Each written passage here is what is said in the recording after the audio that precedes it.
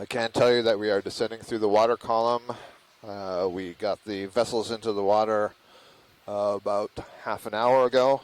We are currently at just passing 580 meters depth. Video, let's go. Oh, and there's a nice Quick zoom. zooplankton. Trying to get a quick look at it. Lost. And we moved by that too fast. But we'll probably have a clip of that on the video. Class in there with you right now? No, there's no class today. Okay. We have classes tomorrow at about 9 o'clock and 12:30, and the same on Friday. We're seeing some things in the water column. I'm not sure if that was a Ketignath and an arrowworm. Mm-hmm. Can you guys keep the clips of those things for the Can we get you to repeat that? Can you keep the clips that water Yes. column for my cord and the other water column so I can't see anything today? Yeah. Absolutely. That looks like a myctophid. That's a fish. Yeah. And it's head down. So these myctophids, there are a couple of different families, but they're thought to be the minutes. We've seen what looked like maybe a salp, a couple of myctophids, and a jelly, perhaps a scyphozoan, and we're looking at now something interesting in the water column.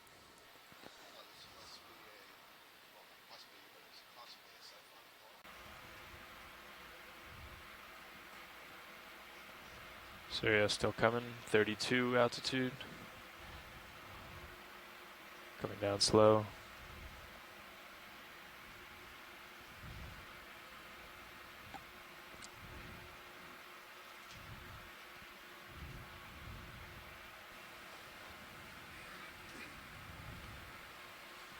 Vehicles So on we've bottom. got the bottom coming into sight now. Currently at a depth of 3181 meters. Okay, Sirius is gonna hold here. Yeah, I'm going to push out.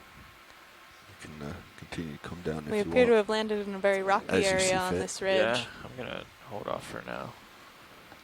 Let me see what's to the left here. I think it's The oxygen at this depth Do you is wanna about lose the 3.9, skids? 3.95 milligrams per liter.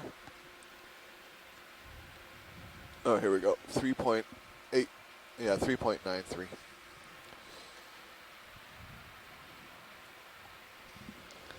Our salinity is 34.67. Temperature 1.55 C. 1.55, so it's cold down here. And what we are seeing certainly looks volcanic to my eyes. It kind of looks almost rubbly. There's areas of kind of pavement and then what look like rubble sitting on top of it, and I don't know if that is truly broken up basalt or if that's you know, partially buried, but it sure looks like it's in various pieces, maybe old pillows, broken up pillows. I mean, some of them are certainly round and elongate. So we're seeing some very small swimming crustaceans yeah, pilots, here, it looks like but there's not a lot disagreement of depth by about benthic 15 meters between, organisms yet. this and there. I don't know if that's normal or yeah, it's just a heads It up. gets farther the deeper we go. yeah, that's pretty typical, especially I think I see our first sponge coming into view. 3,000 meters. Can those of you who are with us in the ECCs confirm whether you Rich, have this video at nav? this time? All right, I got slope along now. Copy. This is Chris and Jasper from UH. No, we're Hi, I just want to totally let you know that the frozen here. vehicles are now on bottom. Thanks, Chris. I'm seeing as we're getting settled out, I see it. Oh, go ahead, Bruce. Granted, IRC is frozen again. Okay. It froze before you actually got to the bottom. Day. So, Yeah, it should be. so we passed a purple holothurian sea cucumber as well as we advance on this sponge. So pilots, I'll just put it in your mind while you're getting in position that we will look for a loose rock while we're down at this depth. Roger that. Yeah, that's perfect, Nav.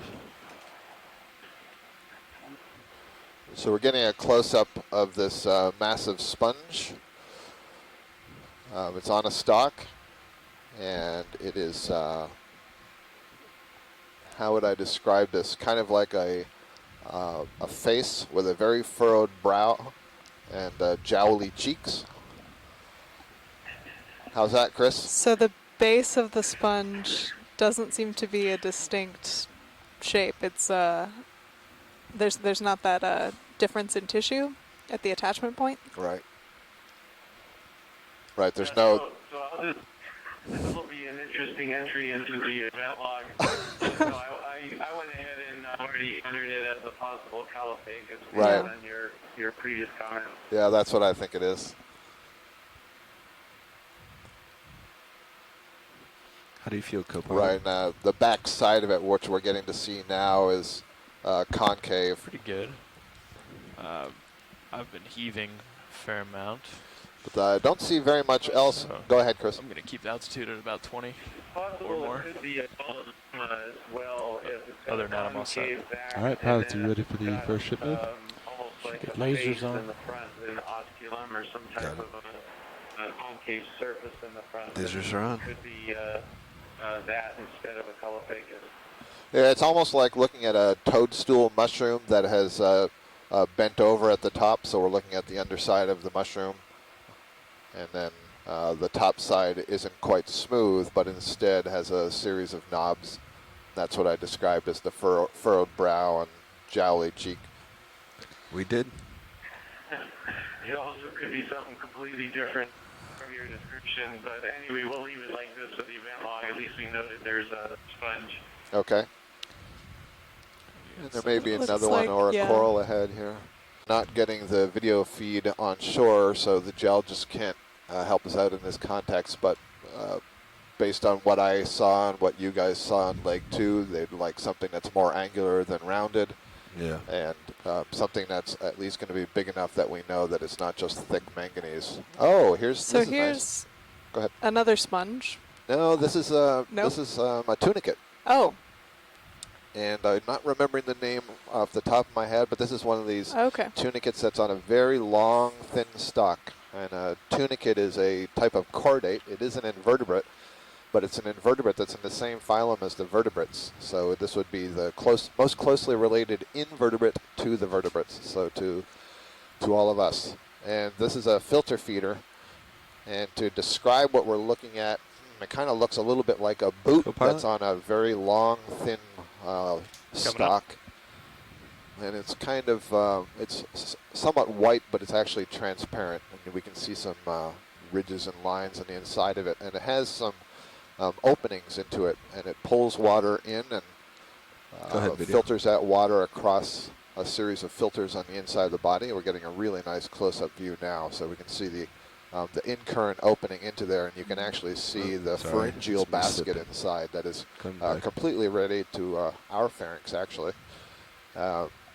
And there's a structure in there. It's basically a groove that's filled with mucus, and they coat the inside of that basket with mucus and can catch Got my water footing. particles, food Bring it particles back out of the center. water.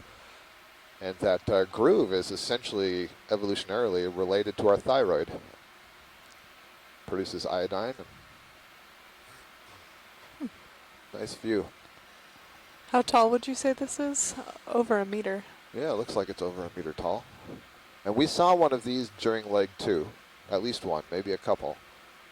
And I'm not sure if Chris has quick access to the notes, but he could determine Figured out if it my was problem. also at this It's on great AutoHead. depth. Oh. Yeah, so Scott, I'm trying to look that up right now. There you go. Much better. Right off Sorry the about top of that my video. head, there was something called Styella, and was that the little benthic one, or was it the stock one that more Yeah. name for it? I think Styella might be the benthic one. Oh, okay.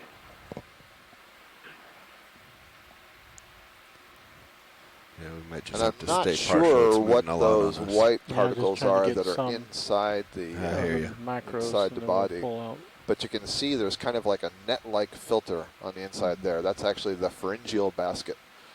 And there would be a separate opening here that would the water would exit once it's passed through, and it looks like it's on the posterior side there.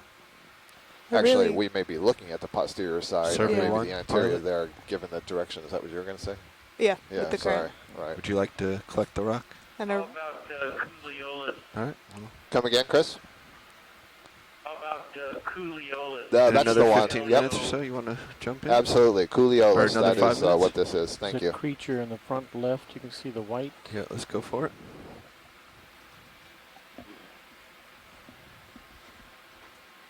Just really lovely close-up imagery of that. Yep. So I think you're looking at its internal organs.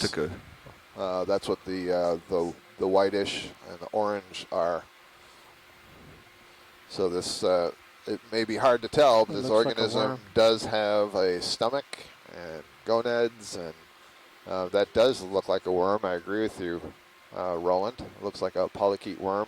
You can see the parapodia, the paired legs, or paddle-like legs that come off of the left and right sides of each of the segments. So, all right, video, when you're happy. It's possible that that is a commensal worm Video's that's living on the inside of that tunicate. It would be too big for the tunicate to feed on. It would only feed on small particles, at least this kind. There is one group of tunicates that has undergone an adaptation that does capture larger zooplankton.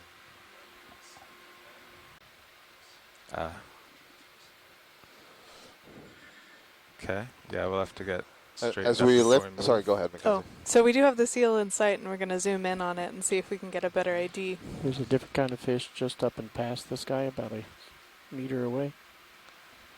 Some type of rat tail. Yeah, okay, grenadier or something. At about 10 o'clock from the first one. No. Okay, video. You want to start zooming in here? No, it wouldn't be a macruid. So Okay. This, as we zoom. First. Can keep going. Oh yeah, so there's an ophidiid in the background up there too. It's behaving pretty well. So we're getting a lovely shot of this eel, which I'm trying to look at the dorsal fin origin on. And okay, hold there. I'll get the lasers on him. Yeah, it is pretty far back. So this is the eel Synaphobranchus brevidorsalis.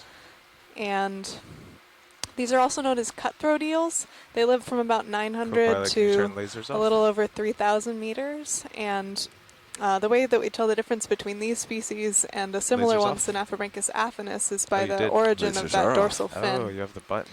I was watching the GUI. So I guess this would be a little less than a meter long. I'm not great at judging the length. Do we want to get a look on the other? Yeah, if we could zoom in on that ophidiid up in the corner. Do you want to get this guy a little bit better, Science? No, I think I heard that this was a fairly common cutthroat eel, so let's have a look at the other fish so we can identify it. Upper left. He's upper left off the screen. Oh, I see him in my minute cam there.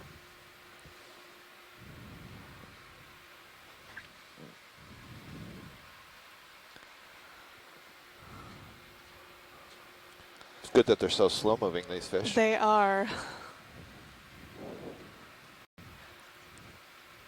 Well, it's important to take into account, though, that they're living at a much colder temperature and higher pressure, so what may seem slow for us is normal biological rate, perhaps, for them. Pirouette around you.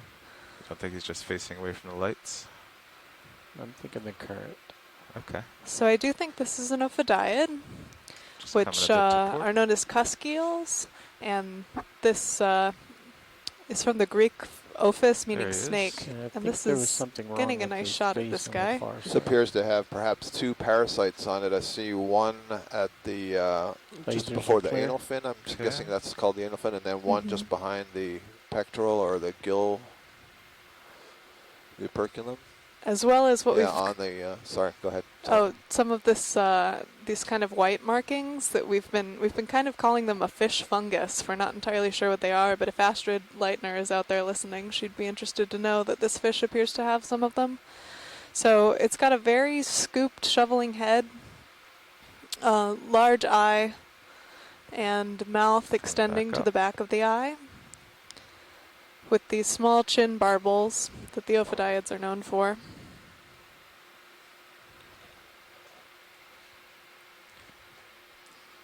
So this patchy blue that's on the back, that's what you're referring to as the the kind of white. Do you think you're getting tugged? Whitish blue on the back. So this isn't a species that I immediately recognize. We'll have to take a closer look at the video to try and ID it. For that I think direction, on that's the, the general at least, direction towards so the is that an 2 anal fin that's as well. Yeah, on that's the what I lower? thought. Okay, so I think Yeah, we that's could a just go, copepod like, parasite. Yeah. 20 meters, Possibly whatever. that's All right, I'll extending put it out in. the side 250 there. is going But I to can't Sure. quite tell what's associated with not put me the on the slope. pectoral fin. I'm going to zoom in Very to the tip common of Do you on want the to do those face. deep just sea due west? fishes. Yeah, Max 270 zero. would get me Copy up that. on the You're ridge. drifting All right. pretty So high. let's do that. Yeah, So For a few 20 scales meters? on the face, Perfect. coming back down. which can Bridge, this also is nav. Want to come out partial help with you? us ID them. Drive back in. Can I get a ship move of 20 meters That's at full wide. 270 degrees at 0.2 knots? So it doesn't look like any of the common ophidiids that we've seen from the Hurl guide. So this will be an interesting one to have the images of to go back to. And that's the Hawaii video. Undersea Research Go back in. Laboratory that has done a lot of work in the Hawaiian Islands region in the deep sea.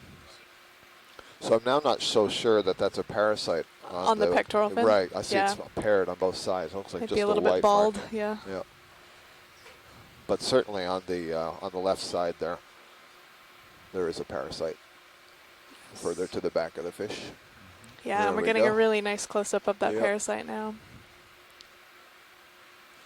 It's got a very thin neck that's embedded into the fish, and then a swollen part of the body with a short caudal structure, tail-like structure. So that was a good view of that. So these ophidiids suction feed often on the small crustaceans that we've seen a few of swimming around, and they'll Lifting up often again. track down carrion falls, not because they Full wide. take bites of whatever bait or fallen carcass is landing there, but because the little wanna try to get crustaceans are the attracted view to from his to right those side. falls, so they'll follow Right them side, okay. You're and have a clear little to bit of a pirouette feeding that frenzy way. themselves. Thank you, pilot. That was a great shot. Are you all done with the fish? Yep, thanks. Okay. About 1.5 meters above the bottom, looking to the west, and I'm not seeing any organisms. I see no fish, I see no sponges sticking up or corals or anything like that. When we had a close look at that ophidiid, we saw something small and white in the background that Roland had suggested might be a coral. I think it may have been a sponge, but in either case, it was very small, so there isn't anything large that's growing, at least not where we are right now. As we kind of drift over more towards the north side of this ridge crest, it looks like the rock is more broken up. It's almost like it's collapsed. The bottom drops off a little bit, and I can see more rock rubble kind of pancaking, or the way that mud dries and cakes. I Snap kind of zoom get that on the sponge impression of the rubble bottom. on the left, just to identify it. And then it Sponge drops rubble. off. Yeah, that stalk. There's something, Alright, go there's for it. something, brownish right in the dead center. Yeah, so we just zoomed in. It looks like a stalk of maybe one of those Caulophagous type sponges that has lost the sponge body, and it's just a stalk Okay. Okay. tipped over on the bottom.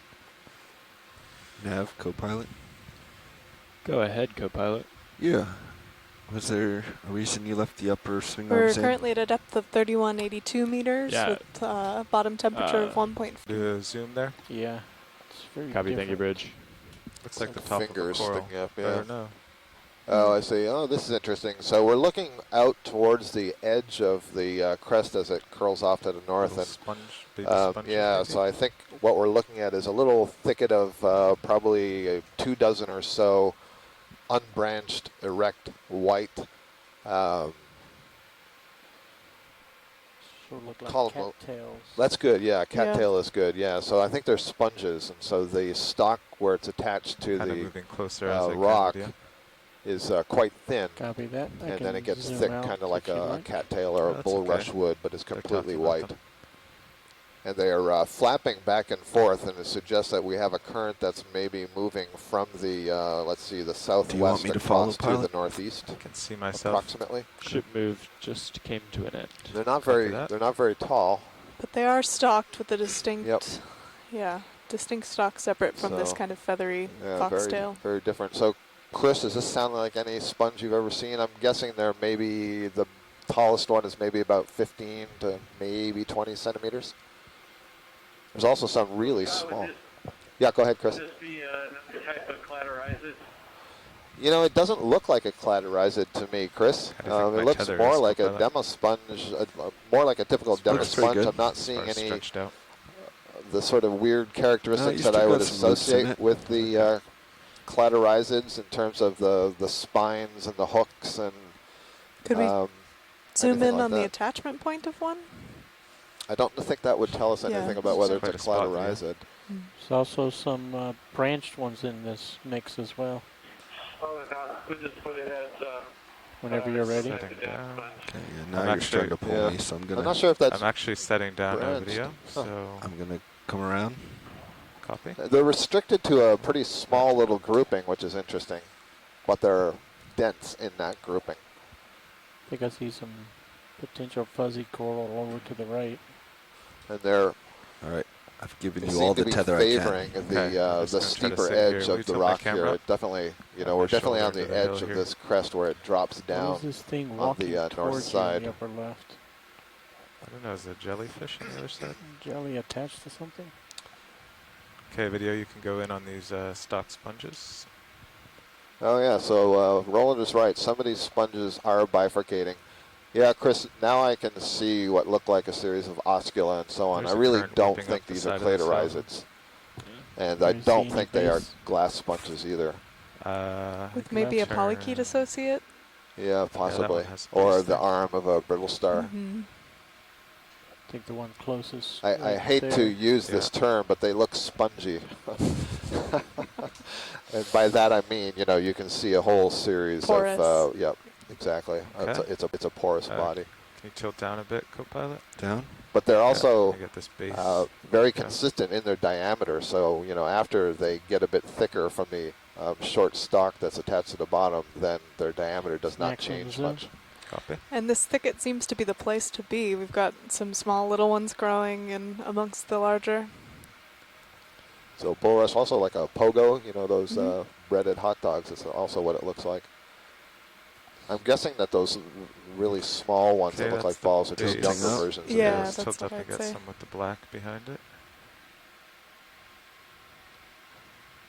Oh, interesting. Good. Again, with a very fast current coming over at this spot at 3187 meters.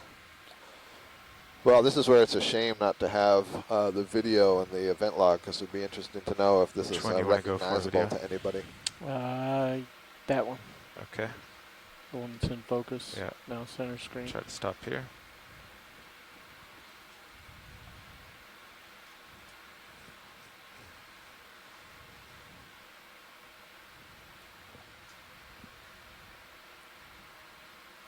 Okay, we'll get a wide view of the area. Okay.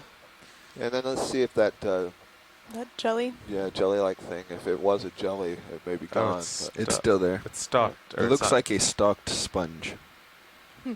based on the manip cam up there. Just hold this shot for several So seconds. it might Okay, be holding. actually a ball-like structure that's rooted to I the think bottom, that's a different peering out the top of the rock.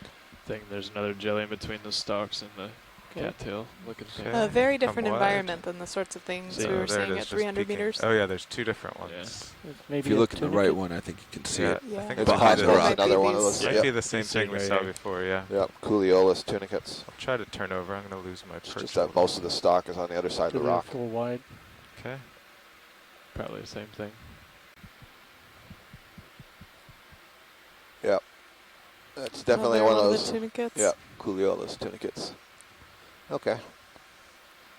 A nice view of the other side. Yeah, you can see right through it. Yeah, this time we have kind of the posterior on view. So you do see a decrease in filter feeding fauna from what we were seeing at the shallower depths. Again, this is related to declining nutrients in the water All right, as you go pilot, deeper. you ready to come back to me? I think so. Video, you good? Yep. Okay, full wide. One of the ways that I like to describe it is that you have the food being produced up near the surface of the ocean, and it begins to rain down through the water column, Mhm. and then all through the water column you have So your ideal heading is going animals to be taking around their choice. 225. And so the deeper you are, the more slim pickings that are left for you.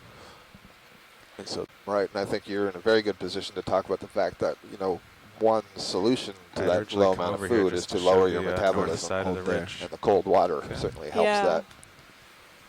Don't keep backing up. No, turning. Certainly different strategies become better the as this food west. availability decreases. Eventually my camera will come up. There we go. Come All right, up. so we've moved from the north edge of this ridge line, and we're back more towards the center and looking towards the west.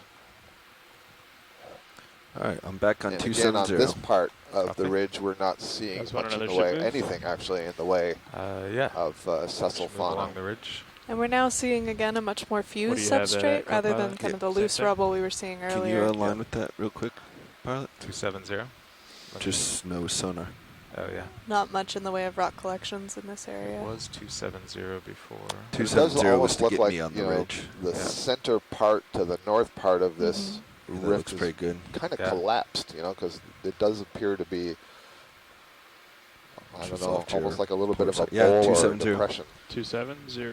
With pancake-like Continue rocks along and then that some for a while. large boulders around the Copy outside, that. and then it gets very smooth and Yeah, I suspect consolidated we'll come away back from south and a couple moves, but at what do you least think? 20, moving 30? to the south and west. So something white above 30 the 's lasers. fine. Cool. Sort of like a line in the upper left. I was looking at 30 or meters. holothorian. 270 degrees. 2/10 of an I'll hour. do a quick zoom on it here. They're shiny in Sirius view as well. Sand. Sand it is. Good copy, thanks. Okay, for what? So you can scratch There's those an enemy on that rock guesses. up and to the left. Thank you, Bridge. Are you pointing to the one in the distance? Yes. Yep. Ship is moving. Yeah, co-pilot, I didn't. Or Yeah, their star are out. lower left of the lasers. Maybe an urchin? One thing we actually did, I think during the middle leg, is had one in, one So out. we're looking, so you excuse can me, move we're looking the at a inner largest, one, depending I'll on describe it as boulder, close-ups, but Yeah. and the I outer think one it's to fixed in kind of place. see what's out there. Yeah, And I on like the that. face of it, there's a Okay, scouring video, near wanna its go in on base. this? And on the face of that is a little crinoid. crinoid. Yep. So this is a comatulid crinoid, so not the stocked Bobbling around version. here. Just turn to port. 1, 2, 3, 4, 5, 6, 7, 8, 9 arms is what I count. Max zoom. Copy It's that. very pale in color. It's pretty small. Oh, 10 arms. There's one sticking up towards us. 1, 2, 3, 4, 5, Oh, you're 6, right. 7, 8, 9, 10. Yeah, 10 arms. 10-arm crinoid. Okay. So Video's crinoids, an Alright. echinoderm. This For is what? related to the sea stars and the brittle stars, the sea cucumbers. I see They the anemone now. are It's the suspension next rock feeders. pile. They hold their arms up into the water column and capture food particles out of the water column, and their mouth is oriented upwards into the water column, unlike its relative echinoderms, the sea stars and the brittle Also stars, a small stick and coral the sea urchins, which have their immediately mouth above the oriented lasers on down that same towards rock, the just west. substrate. And I think the crinoids function as a nice deep sea mascot with their history of having thought to be extinct and then Historically.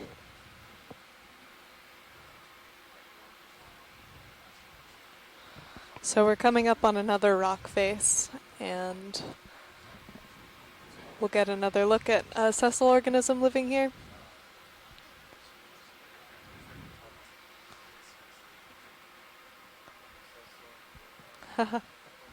So for the general public out there, sessile meaning not moving, fixed to the substrate. Okay, video. So these are, for example, this one, your anemone. Pink anemone Pink with a anemone, yellow base. Yeah, yellowish golden base, and you can see it has knobby tentacles, and the tentacles arranged around the outside of the disc are relatively short and look like they're in at least 3 rows. And you can see at the Going for base, the there's central those disc. sort Yeah, of that's what I orange or centered. slightly After- orange spots that you're seeing After through he the finishes column. describing that. And those may be internally at they're what's called mesenteries. These are basically sheets of tissue that divide the stomach up into different compartments. And those may be either filaments or gonads that are rising internally on those sheets of tissue. But here Just we're change having your a light nice video. close-up of the tentacles, the knobby ends to the tentacles. Co-pilot, can you This take is an tilt? anthozoa, and Got it the belongs tilt. to the class Think my back Anthozoa, which corner's means on a flower rock, so I'm not animal. totally So you can stable. see why it would be called flower Full animal. screen. And overall, we would refer to that structure as a polyp. a polyp being the phase of an cnidarian that lives attached to the bottom. So Mackenzie was just referring to sessile. A sessile organism is one that is fastened to the bottom in some way. And so that's what a polyp is. But the other phase of an cnidarian is a medusa. So if you think about a jellyfish is also a cnidarian. So if you were to remove this anemone from the water, from the bottom, and have it swim upside down, then basically it's a jellyfish. So that's how you sort of get the simple transition between those two morphologies of cnidarian. So for those of you who aren't sure, who are no doubt frustrated by the intermittent, frozen, or lack of video, I hope we have a bit of good news for you. At Johnson Atoll tomorrow following that repair in the morning. And so we're going to switch what are on our schedule as our dive 4 and 5. So dive 5 becomes dive 4, and then dive 4, which was the abyssal spot, will become dive 5. And then we'll still be able to make dive 6. All of these are within convenient transiting distances that we were able to make those changes. So hopefully the end result of that is that we will not have these video issues tomorrow, and we'll be able to communicate in the event log, and you'll have a good stable video. So at cliff transition there, Sounds like a good plan, Scott. how deep is that estimated to be? Below the cliff there? Yeah. The port side is definitely the side that drops off quicker. For those of you unsure, we've just traversed, I think, from one. So it's a little messy. Well, but it's roughly. It's hard to tell with the bathymetry we're looking at. But we traversed over at least the local part of the ridge that we're on, and then looked at the steep drop off on the south side. And it did look relatively steep. And one of the things that's interesting, one of the reasons we chose this feature is we thought perhaps currents rushing over the top of this feature would be conducive to north side sessile organisms. A little bit of life. But we're certainly not seeing that yet in terms of abundance anyway. And maybe Carl, you can correct me on this, but my impression is that what currents there are they moving from the south side to the north side? I'm not feeling any currents really. We did notice the current on the north side, and those sponges were waving. Right. Some sort of current acceleration over the edge. Right. That's what I'm basing it on, how things are all kind of leaning over. So is this a set structure that we saw already? No, this is something different. Yeah, it's a little further along the north edge, but the same area, same general area. Okay. Our side, we see a white stalk. Doesn't appear to be branched, so I'm guessing it's a sponge.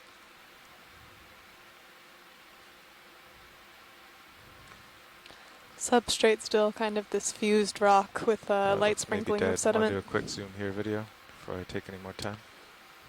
Yes, so this, I can't tell if, no, I don't think this is a stalk. This is actually the full sponge. So Chris, this is one of those sponges that kind of looks like a scoop, an elongated spoon, if you will.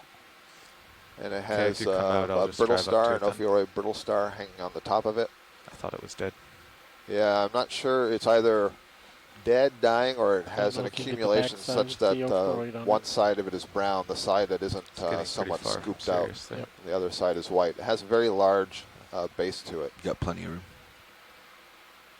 God, is the base or is it hairy? We're going to get a closer look here, Chris. I'll tell you in just a second. It does not look hairy from this distance. Let's do the sponge. I'm not seeing any spicule net or spicule mass arising from the base. Okay. Going on sponge. Look at the base since we're there. Yeah, so it's a smooth base, Chris. No tangle of spicules. I guess it'd be as Tretopleura as some type of a leaf sponge. Ketopleura? Co-pilot, do you mind taking camera? Tretopleura. Treto. Okay. Tretopleura.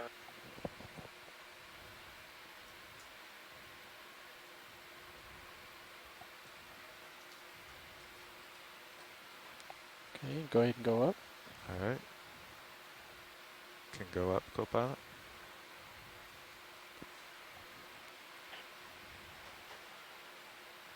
A little slower.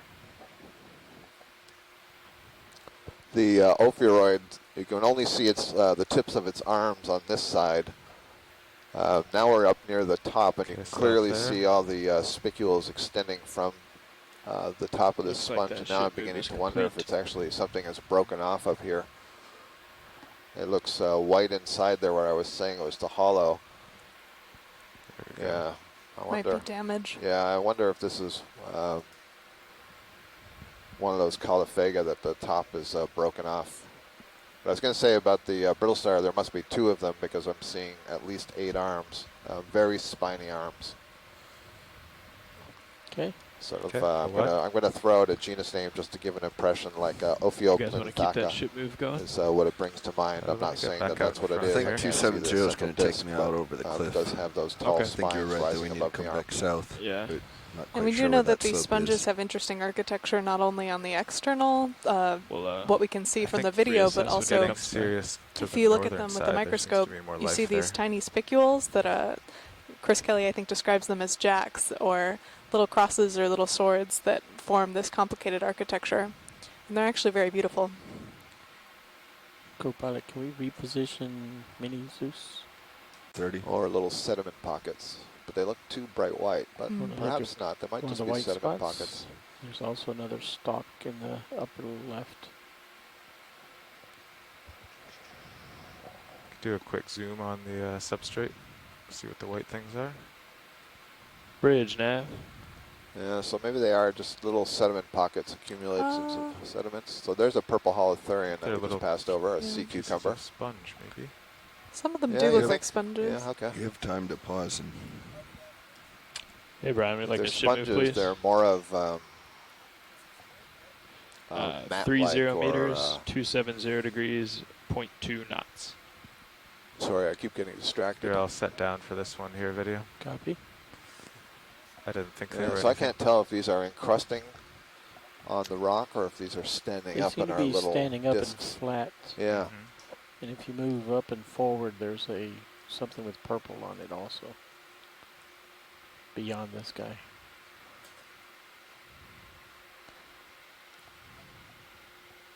Okay.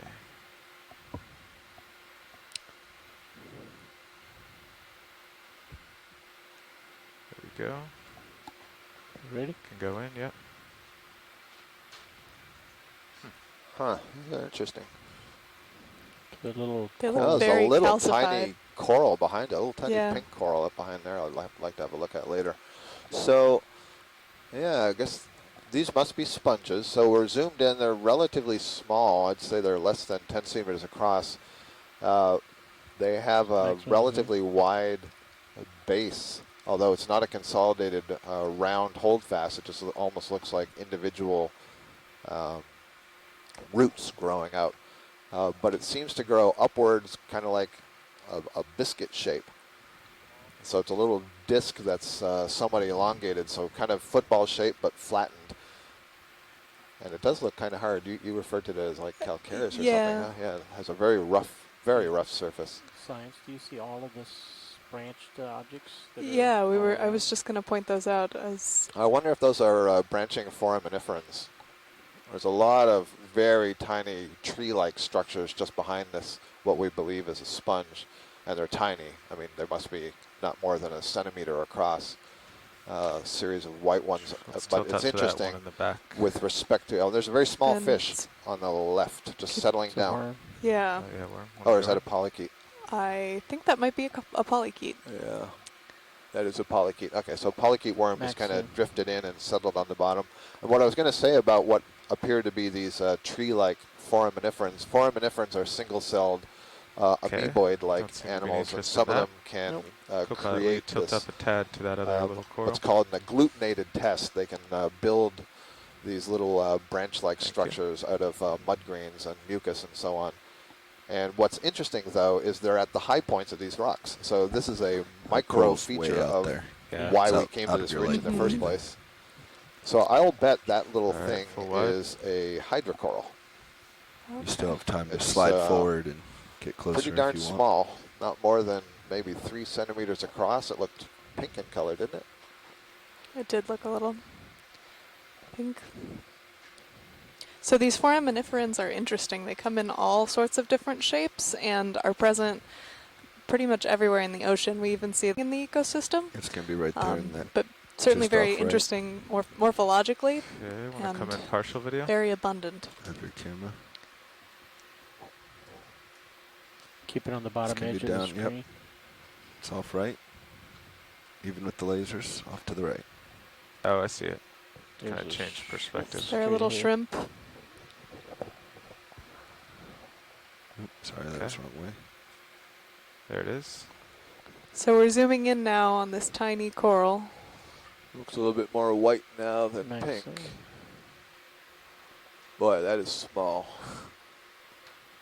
So we're looking at a planar, I'll call it a fan, that has two branches that extend opposite one another, and then maybe one central one above it. And then arising from those branches are much thinner branches that have little swellings. So I'm just now starting to drift towards you. Possibly a hydrocoral.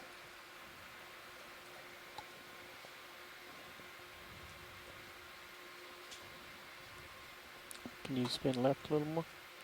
And as we zoom out on the scene, we do see several more of these little tiny sponges.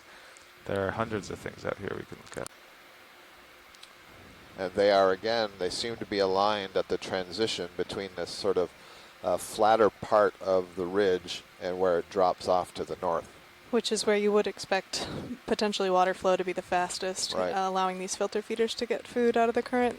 What we see right now are three relatively tall stalks, maybe 20, 30 centimeters tall. North edge. One of them must be a Calophagus? Yeah, Calophagus, and it does have the larger disc-like, I'll say, main body of the sponge. But the other two don't seem to have the head, just the stalk. I think it's just. It's hard to say if the head is broken off or if that's something different. Right, or I'm not sure how these grow. Chris, maybe you can tell us. Does the head develop only after the stalk gets to a certain size? I mean, that's another alternative.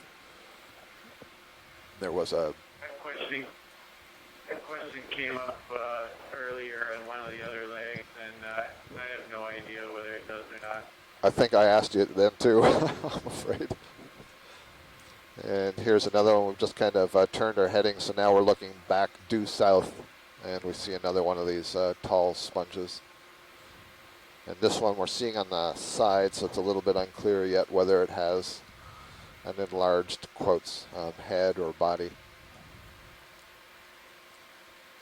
They do have fairly large holdfasts, though, not perfectly round, somewhat irregular around the margin. The top. It's the southern side. That's very close to the northern And we're side, seeing maybe a little bit more sediment in this area. I mean, it's than what we started with. Shallow slope. Though they're kind of intermittent fields of rubble. Yeah. So this is kind of maybe the peak. A few of these stalks seem to have fallen over. Yep. Yeah, looking down at still about 270. Yep. So as I look at what we're seeing compared to the high-pack bathymetric map, we're definitely going back and forth on a relatively narrow ridge, but that doesn't seem to be the ridge line that we were thinking is the whole feature. So I'm not sure if it's just that the scale of the contours, which are 10 meters apart, doesn't show this sort of structure, and that this is really the highest point of this ridge, or if we actually have a series of smaller ridges aligned along this bigger ridge crest. Is that another one of these anemones that we'd seen that we just passed over? It looked like a pink one. Yep. Well, I think actually, it's the same one. Any interest in that anemone? Yeah, I think we may have already imaged it. Yeah, I think it's the same one that we got the close look at. Thank you. Copy.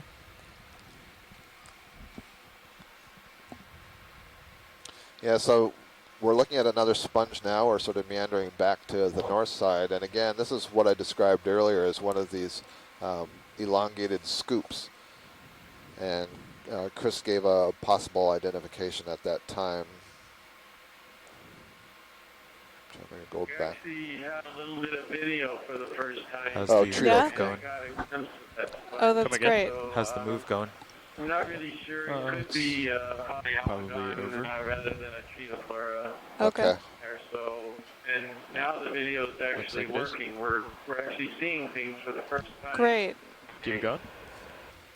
Well, and we just got the event log. I don't think so given that, Chris, we'll look closely at some of the things we've already imaged if we see them again, so that you guys have a chance to weigh in. Yeah, I would And just hopefully we'll 250. find those finger-like sponges again, or those bulrush-like sponges again. That'd be great. Sure, okay.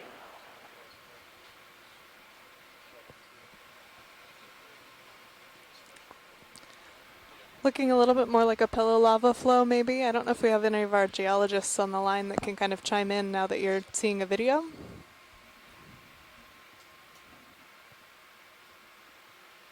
That's the only one we need to see. The video just died as you said that. Oh no, I jinxed it. Okay, well, we're looking at what looks like maybe more of a pillow lava flow amongst this rubble with a little bit of sedimentation. Yeah, I agree with Mackenzie. There's more clear definition of what look like the outlines of pillows. They're still quite smooth, so I think they've been coated. I don't see, like the other day we saw the striations that Mike Garcia was pointing at. And the erosions. Yeah, we don't see any of the striations in these, and I don't see anything like what I would consider a collapsed open pillow or anything like that.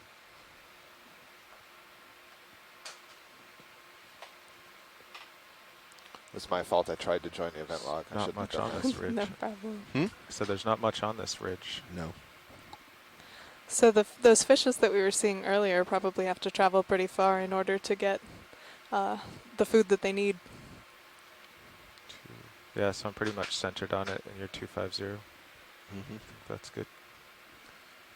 If you're not seeing anything on the ridge here, you can go out over the edge and look down. So a little earlier I was describing the motion we're doing. We're kind of zigzagging back and forth from the north edge to the south edge, and I said that I wasn't certain that that was corresponding exactly with the broader feature that we see on the bathymetric map, but I think maybe I spoke too soon. I have to let the image of the ROV overlaid on that map settle out. Maybe we'd look over the edge and we're see actually doing a cool pretty good forest job of transiting that entire ridge crest even from less stuff down the there. south Maybe to it's the just the north. lack of light, So that's kind of interesting. So far, when we see the taller suspension feeders, sessile feeders, they've all been on the north side and not the south side. So Chris, hopefully you're going to get some video in a second, because we're coming up another one of these potential polyopogon or Caulophega sponges. I'm just going to stretch out there. And this one is on the south that side one you might not of make. this feature. I know. And Chris, if you can't see it, if there's something that you can help us try to look at that will help you identify it, we'll do our best. Or first one I want to go to, and you tell me I can't get there.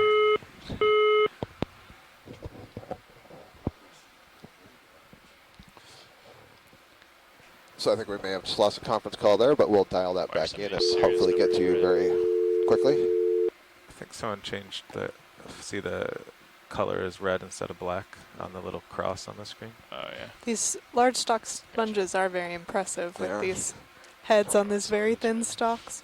I think I'm also seeing right there maybe the cross section through a pillow. It almost looks like there's a cross on the face of it. You see it's like blacker, and then it's got that white. I will look at something else for a minute. We're at the end of our tether. Can't quite reach that. Okay, thank you, Copy that, pilot. Good looking sponge, but we'll keep it in sight. See if there's anything small to zoom in on back here.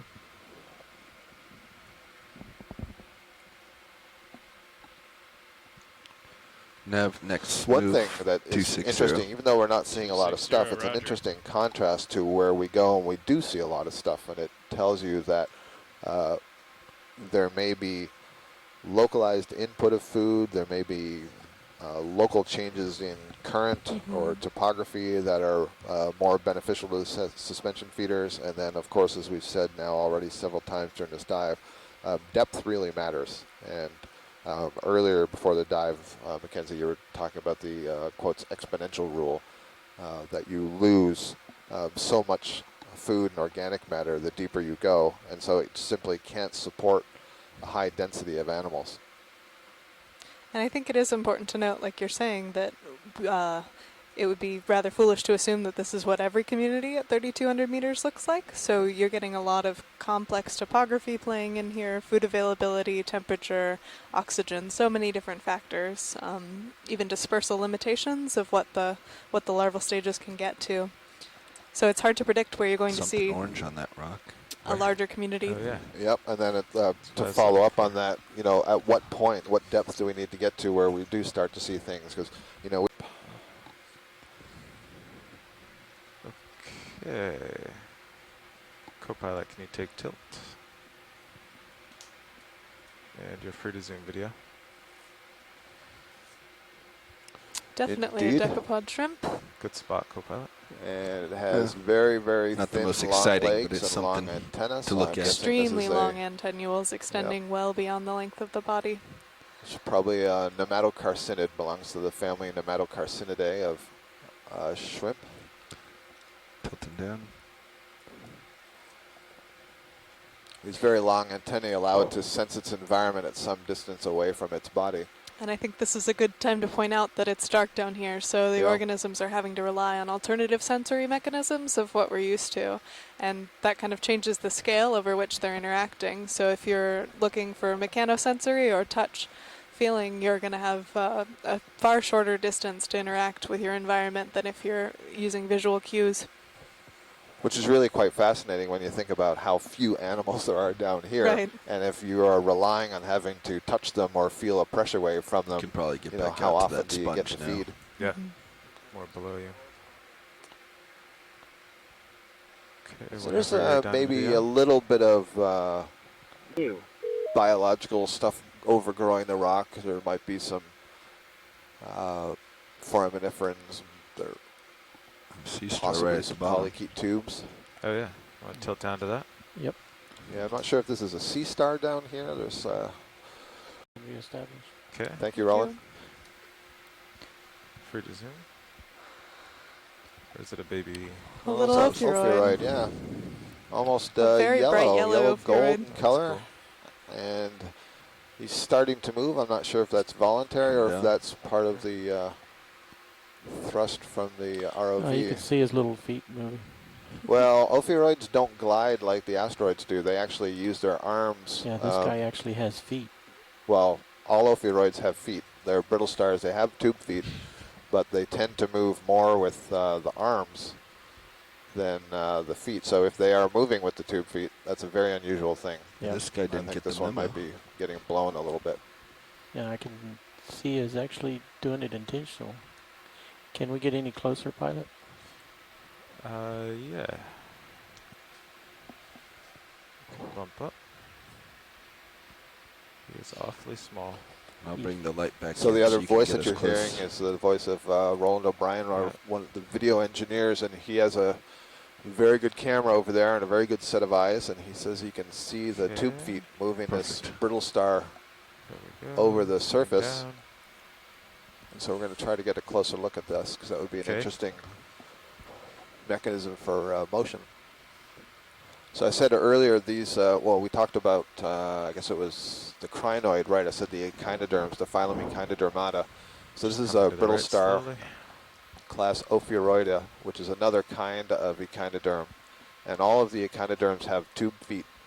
And so if you've seen a sea star in shallow waters or even an urchin, you've probably seen the tube feet if you've seen them alive. Now he's getting blown. And one of the things that's very interesting about the ophiuroids, and you can actually see it quite nicely on this one, they're called brittle stars. Their arms are made up of a series of ossicles. Ossicles are these hard parts that are made of calcium carbonate. And the thing that the analogy to make is the vertebra that are in your back. So those ossicles articulate with one another like the vertebrae do. And so these are also called snake stars because each of the arms can really bend and flex at those ossicle joints, and that's usually the way they walk. In fact, they can lift themselves up off the bottom and they kind of like run on those arms. And we can see there's a lot of spines that are coming out the top of these arms, and the central disc is brown in color. Can you age an ophiuroid through? I do not know. That is a good question. But I have to agree with Roland. I can see tube feet moving below the arms and near the central disc, and they are moving in a direction that would agree with the direction that this thing is moving. I mean, the overall animal. Huh. How about that? I think this scene is very similar to looking in a tide pool, where if you have just a quick glance, it looks very barren, but as we kind of zoom in, we're seeing that there's a little bit more activity than I think an initial glance would give it credit for. Yep. Yeah. Okay. So Happy with that? Nice. Yeah, thank you. That was a nice best I view. can get. Okay. Good eye, Roland. Good eye, mate. Light's coming up. We do have very sharp eyes and I'll sharp just wits back on the ROV and video Thanks, Bobby. teams here. Yeah. So this is another sponge like we imaged earlier on. I think that swing arm will be okay. Yeah, you're fine. Yeah, it looks fine. So again, I think your analogy of a mushroom was looks fine in your rail. a good one. I just didn't with want you this to keep concave. pirouetting, Thanks, I because got then it it wouldn't back. be fine. Yeah, I remember seeing it from this direction on leg 2, referring to it as Wall-E, because it seemed like, depending on the lighting, it looked like those, big eyes and the right sort of shape. Yeah. Want to tilt up for me? You got it. So we're seeing a little shrimp or polychaete in the corner as well, swimming by. Something floating in, yeah. Now in the center around by the sponge. And I think I see either an ophiuroid or a crab on the inside of the floating sponge. through. Is that So- a Bright grasshopper? red in color. That's a polychaete floating by. Does kind of look like a grasshopper. Want to tilt down to follow him while he's moving? Grab it real quick. Yeah, that's great. Thanks. Before we lose him. I think that might be an isopod. You think? Yeah. Oh. There are these isopods called water walkers. Yeah, They have okay. extremely long Come in. legs. Yeah. Okay, sorry. Giving Back high to surface base. area for Yep. flotation. Exactly. And swimming. And swimming. Then we can just slowly go up the stalk and then do whatever imaging we want in the center. Trying to get the So it looks conference like call the back, I think. base of this sponge is probably a good 15 centimeters Roland, across ready to in one come up? dimension and maybe as Slowly. much as 20 centimeters in the other So. dimension. We're climbing the base.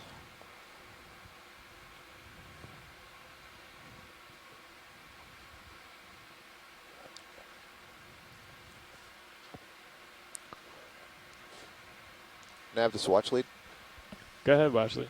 Can you give me an indication of our off-bottom time today so I can plan effectively, please? Sure, stand by one while I calculate that. Well, this is really beautiful looking into the back of this sponge. And Again, at some point, I'd like you to look to the left because there is a Hold nice... there. Well, there is something in there, and I think it was maybe a galatheid crab of some kind. again with this it's a close shrimp. up, yeah, See?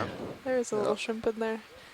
But you really get an idea Turn of a the little. complexity of the architecture going on inside lose that my sponge. approach. Right, so I guess it's a good time Okeanos to Explorer, remind people primary that feed. these sponges are filter feeders. And so we're looking at what's cool called sponge. It's a neat an picture, aquiferous Carl. system. And Yeah, when I Mr. get- Mackenzie, when I you get the referred to it lasers as off. very Oh, yeah. porous. Lasers off. And so this thing is just completely filled with Good call. holes that are in current openings. Okay, video. Let's go And in buried partial deep on in the tissue shrimp there here.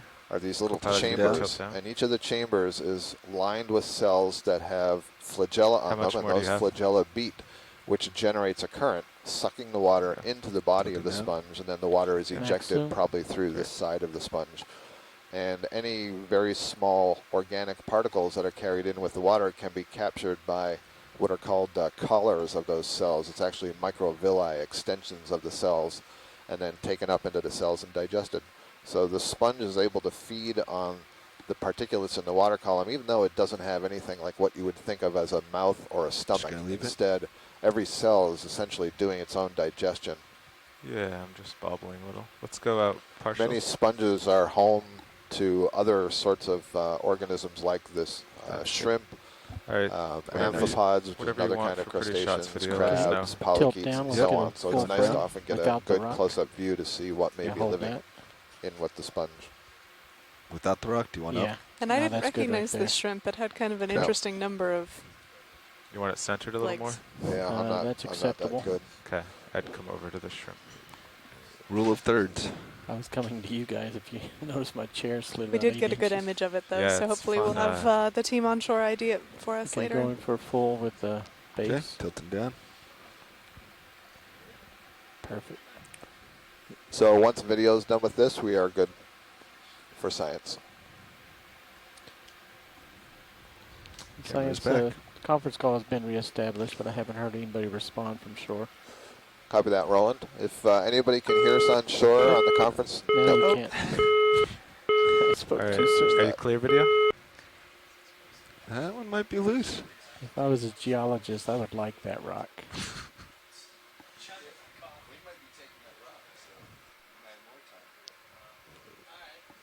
About how Well, big do we think this one is?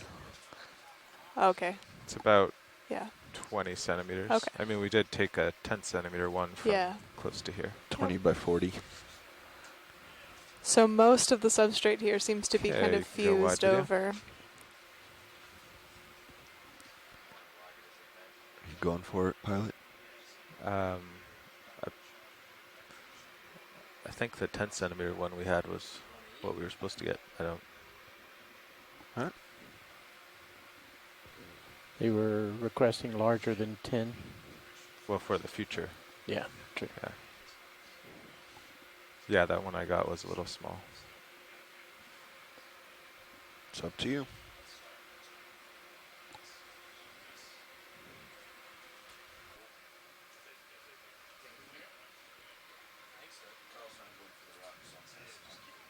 Do you want me to go for the rock?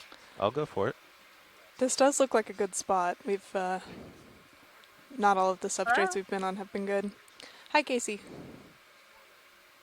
Is that Casey? That did sound like Casey. Was it the one that's upper left now, Roland? Yes, it's up and left of Yeah. the laser. Sorry guys, my phone was being weird. I apologize.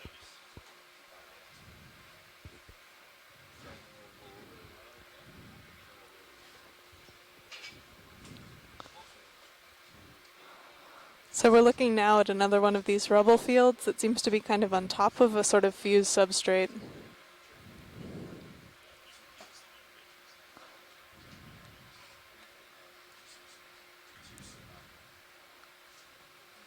And I'm a biologist, but my understanding of what's going on here is that sometimes we get a manganese incrustation over some of these rocks.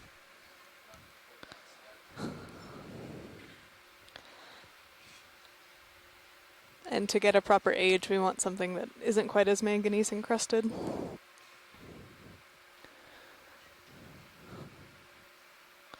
So we're at a depth now of 3164 meters, with a local temperature of 1.5 degrees Celsius in the cold, dark, deep sea. Off, listening to a test of the alarm. Howdy, pilot. We're off the Karin seamount chain, which is about 75 nautical miles away from Johnston Atoll. Currently about 650 miles south that we don't have 100% of buy-in Honolulu. on. Roland likes this one. Oh, I was just saying hi. Oh, hi. Good morning. Watch lead, pilot. Hi, pilot. Nav, how's it going? Hi. There was a question. You had before when we got the 10 centimeter rock. You had said maybe more 20. Is that for future rocks, or do you actually want a 20 from this location? I think that if we have this nice 21 lined up, we should go ahead and grab it. Okay. All right. And they can certainly get data out of the 10 centimeter one. It was just for dividing between a couple of labs. Gotcha. We'll give it a try then. Thank you. And how many rocks can we collect on today's expedition? I don't think we have a limit in this area.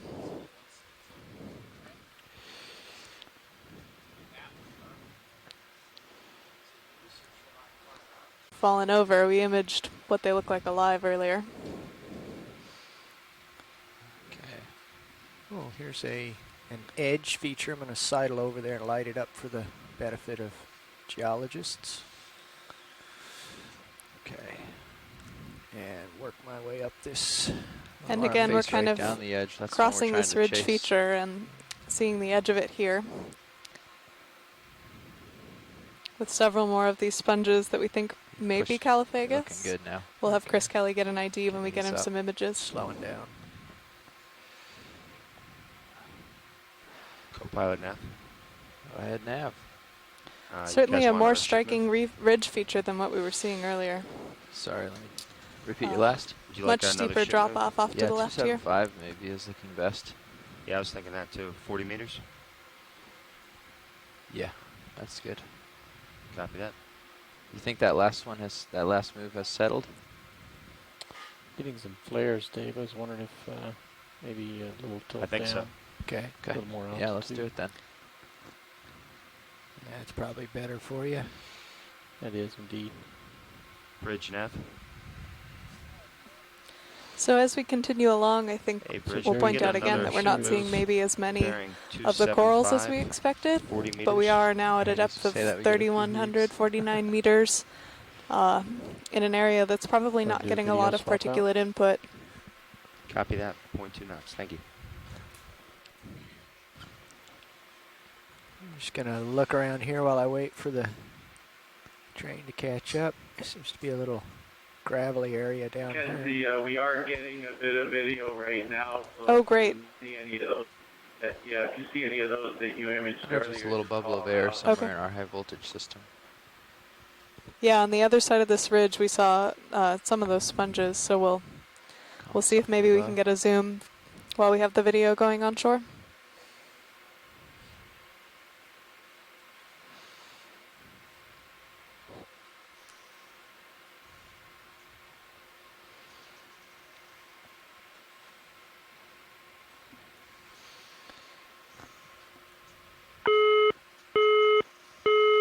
That has this kind of pocked face on this very thin stalk, and I think that we had thrown out the name Caliphagus.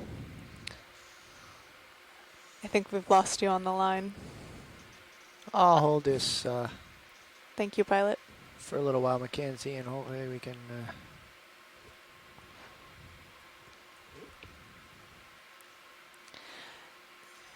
And I don't know what kind of angle you can get around it, but we were seeing some associates living in the back of one earlier, so it might be interesting to get kind of the pan around it. Yeah, there's a mountain in the way, but I will sidle over up next to it. Thank you. I'll bring your lower swing arm if it looks close. Bring it in for you. I think I can ooch up here. And Yeah, I'll bring it up. it looks kind of closed up, unlike others I've seen, but... Yeah, so it's closed on this side, and then the back side is a more concave opening. Oh, well, that's easy. Oh, well then let's go there.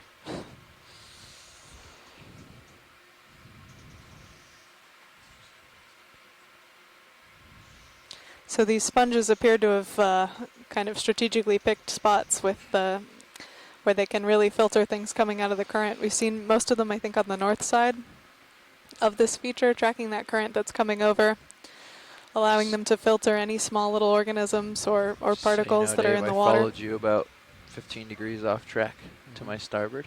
Yeah. I'm going to run out of here real soon. I'm just going to get this quick view, just look for some associates. You're looking great. I'm just letting you know. Yeah, okay. I do have my tether around the corner a little bit, though, so I think it's okay for now. Yeah, I think you're doing all right. I can turn and look more west if you need more. Well, this is the magic angle here. Yeah, that's great, thanks.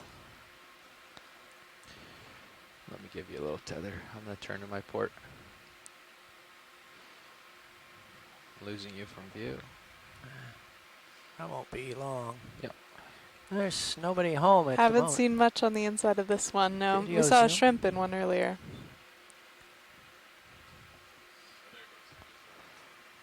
Yeah. So there was something on the rock over to the right of the sponge. Okay, come wide, please, video.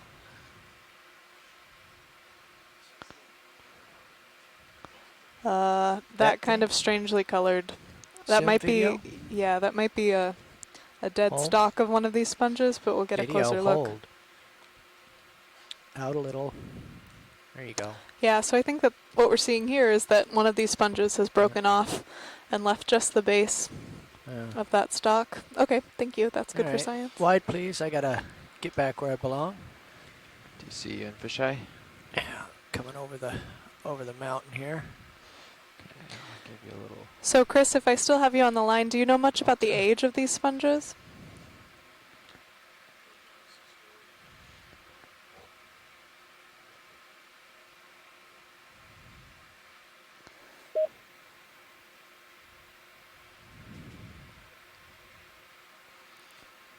Okay, I'm going to face 275 and get us on track here. Zoom, see that area of just above the laser? Looks kind of like sand. Zooming in. Just trying to get an idea on what that is. Or hold I'll there. hold here. Yeah, good. Thanks. Yeah, this is sand. Coral. Coral rubble, maybe, perhaps. But that's the only accumulation. But that's way in a crevice here. There's So some there up must be. there and a couple on the crack. Yeah. We're It's over just there. a big pile of it down here. Yeah. It's protected from the currents a little We bit. got a here. little tiny critter right there between the lasers now. Yeah. Just watch your starboard lower. Hello, Scott. Just returned from lunch, and I'm just wondering if we Okay, have zoom, please. anybody, or if we Zoom have in. the conference line, and if anybody is Yeah, it's good. Slow down. Holding. out there listening to me. It's just a wee little coral. We still hear you, Scott. A little Great, bit more thank you, zoom. Casey. Yeah, I think this is what we saw before, Dave. We didn't. If we Holding. can get closer, that'd be great. I was suggesting it might have been Can you just a hold that? hydrocoral. I can't. I'm going to work my way in. Just track focus. So we're looking at a very small planar fan. Really, it just has two branches coming out from the base, and then almost erect branches coming out straight from that, and then a series of swellings. And it's so small that there are literally, let's see, 6, 9, 12, 15, only about 17 swollen areas on this entire colony. Bridge And I would nav. suspect that if this were a hydrocoral or something like that, those would be the polyps. How many meters do we got And left? if it were a on this one? hydrocoral, what you would see is just very narrow slits Copy that, thanks. where the A little more polyp would be. zoom, if we got it. Yeah. It's full zoom. Okay, Alright. good. It's Go not ahead, Bridge. Very hard to tell. hard to focus on. Yeah.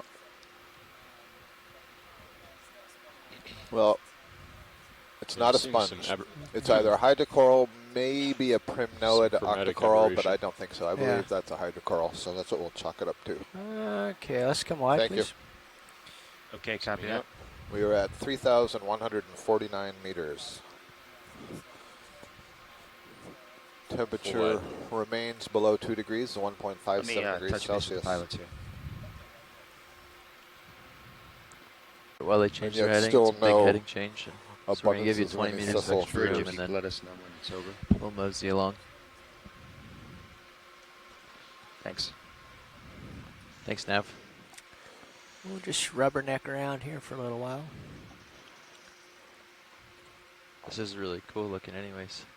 There's another one of the tunicates that we imaged earlier It's awesome view. on the from very long Sirius stalk. too. Current to out the of genus the Cooliolis. southeast appears.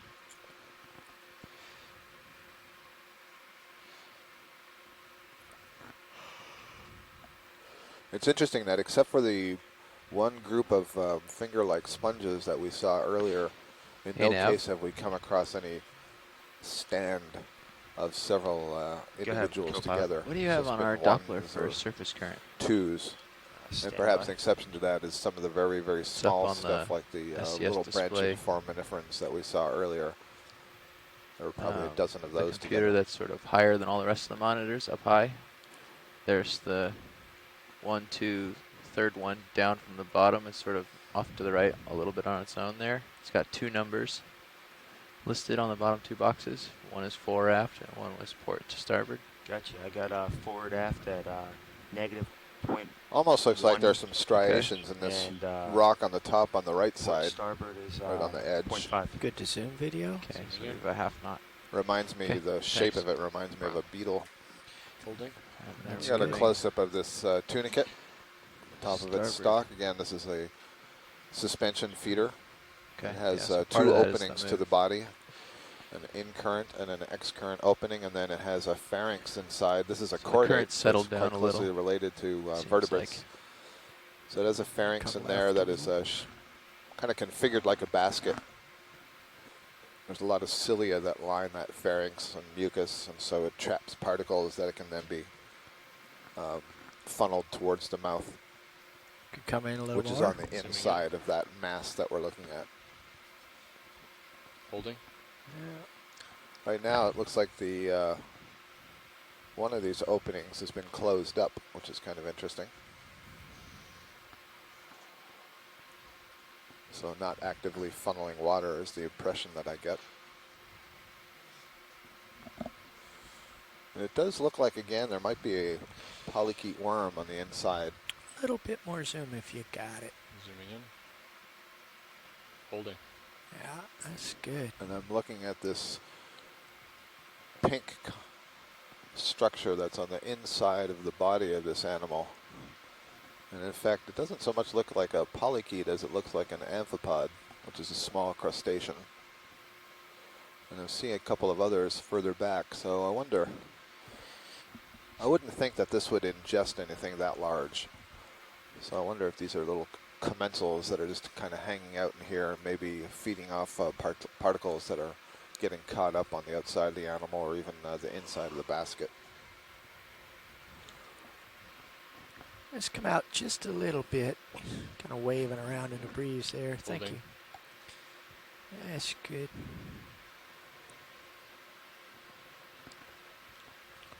That's good from our perspective, Dave. Let's come wide. Zooming up. Thank you, Dan. Full wide.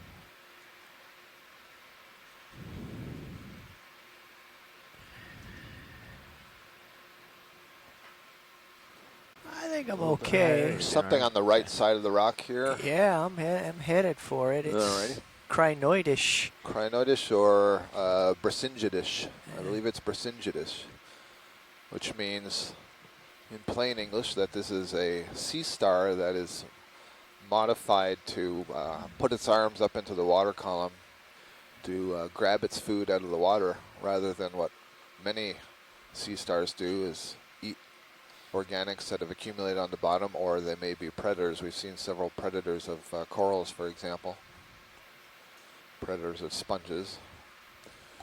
But yeah, this is, I refer to them all as brasingids. There are different families and genera. But you can see that the arms are curled up at the tips, and coming off the sides of those arms there's a series of spines, and on the spines themselves there's even smaller spines and hooks and pincer-like structures that are used to grab hold of crustaceans.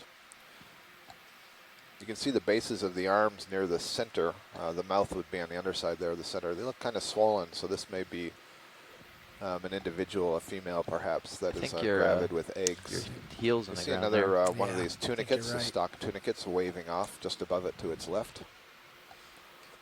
So both of these are examples of suspension feeders, animals that are getting their food right out of the water column by either filtering them through the body or trapping them on hooks and spines. You've got it. Nice job. Okay, we can go in some more. I was wedged there a little bit. Can we kill lasers for a minute? Certainly. Thank you. Zooming in. Holding here.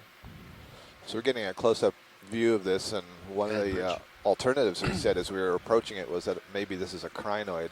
And a crinoid is another kind of echinoderm, different class, the class Crinoidea. This, what we're looking at here, is the class Asteroidea. And one of the ways you can tell a crinoid apart from a brasingid asteroid is that the mouth on the crinoid is located on the top. On this one, you see there's kind of a little dimple to the top of what's called the oral disc. The oral disc being the part of the body that has the mouth. The mouth here is oriented down towards that rock, and the little opening you're seeing would be the anus. The swelling of the legs, again, there may be eggs or gonads, maybe if it's a male. But the fact that it's swollen means that it's ripe, it's getting mature. The disc itself on this one looks kind of small. I'm not sure if that means it isn't well fed or if that's just typical. It's just that the swellings in the arms are making it look small. But you can see all those side spines coming off of the arms. They also have swollen tips. There's tissue covering those spines, and it's on that tissue that they have all these hooks and pincer-like structures that I was referring to earlier that can kind of nab things out of the water column, transfer it to the tube feet on the underside. You can't see the tube feet from this view. And the tube feet would transfer the food to the mouth on the underside. Zooming out.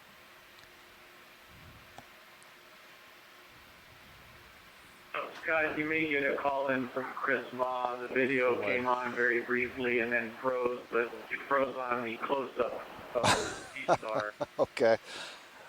Thanks, Chris.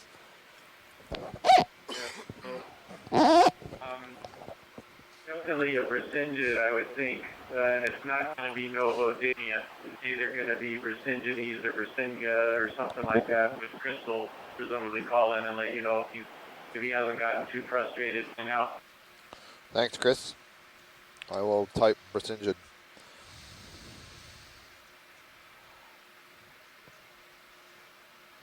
There seem to be a lot of headless stalks here. I wonder, is there some predation going on, or what? One of the things we were wondering about before, there's a couple of things. One is that there may be a couple of different species of sponge here. So there is a type of sponge that grows rather like this without the quotes head or the massive body of the sponge, and it grows like a scoop. And Chris, maybe you could remind me of the name of that one. But then we also wondered if it was possible that the larger head develops later, or as you said, Dave, that it's broken off. So there are several possibilities. Let's get a little bit of a zoom here. And see Chris, if we do you can have access to the video right now, or is it frozen again? Holding. No, I'm still looking at it close up with the C-Star. Oh, okay. Yeah, I well, fly it in we're here. looking at one of these sponges again, and this is almost identical to what I saw earlier. So it's just the stalk, and one side of that stalk is essentially brown in color, and then the other side is white.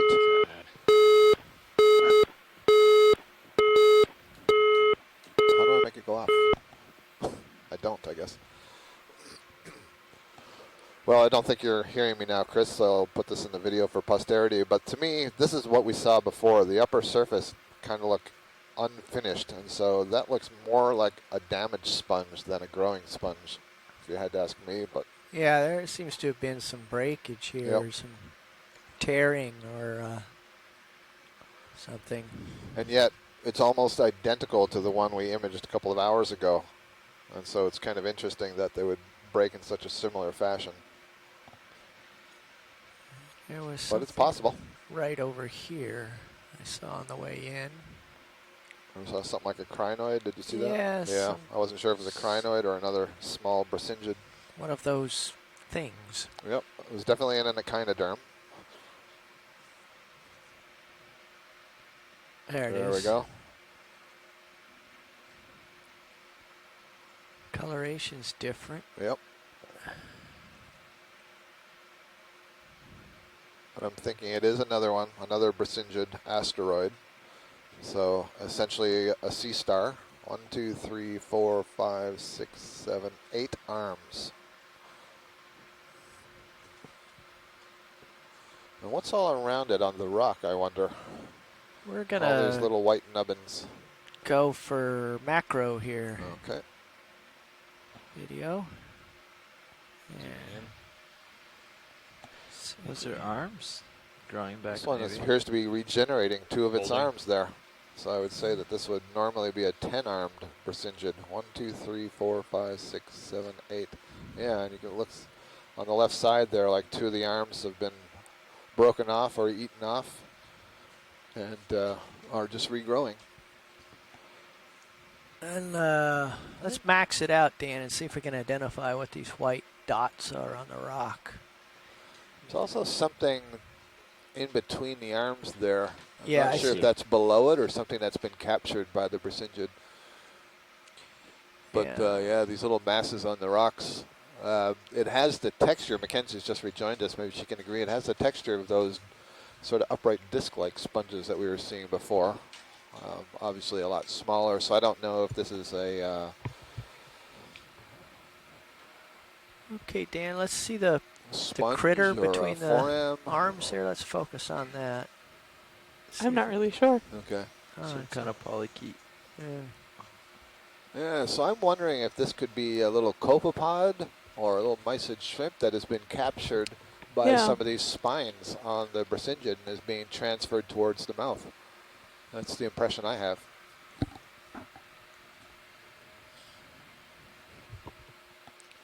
Well, that's good. That's good for me Alright. when it's good for you. Wide, please.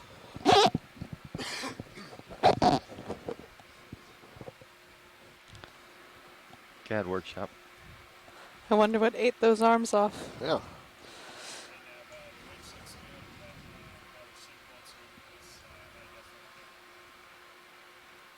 Doing good. I could pass that on to the co-pilot. Up at Shrimp down in the 280, bottom. so why don't we move towards him? Yep, there's a shrimp on the near side of the rock. Do another 275 move towards him. So we're in a position where we've got an elevated part of the rock surface here, perhaps a pillow or a flow meters. that's raised above the surrounding bottom. We can do more than And 15. we are We looking can at do it like from 50? the south looking Oh, north, 50, and there's a 50. coral growing off the backside, so we can't actually see where it's attached to the bottom, but it's an unbranched coral. He's and about, there are no 75 polyps on the lower meters away. part of that coral, and then the What's polyps arise. D2 They is actually about look 75 smaller. They're either meters away. smaller near the bottom, or they're just twisted from around on a side that we can't see. Ship. And there's no terminal let's polyp. keep it but less than they, that. Let's almost do. appear We're just trying to move paired going Sirius up, and closer. It may just be that we're looking on one side. This has got to be a Sirius bamboo is coral. It has to probably be. only 25 So I don't see any nodes, to but 30 meters away right otherwise, now. whoa, Wow. that is Yeah, pretty. about 40. This is a really pretty bamboo coral. Looking So for we can do a, nodes. So do a yeah, 40 we're meter looking for move. nodes. Okay. Copy that. 40 meters. Tissue bearing is fairly 275 at transparent. The 0.2 skeleton knots. is relatively thick for the size. Not seeing any needles per se. Yep. Okay, copy There's that. a little swelling Yeah, there's there. something there. I guess that must be a node, but yeah, light brown. So that's interesting. So I'm only seeing one, and it looks like it's a long way from the bottom.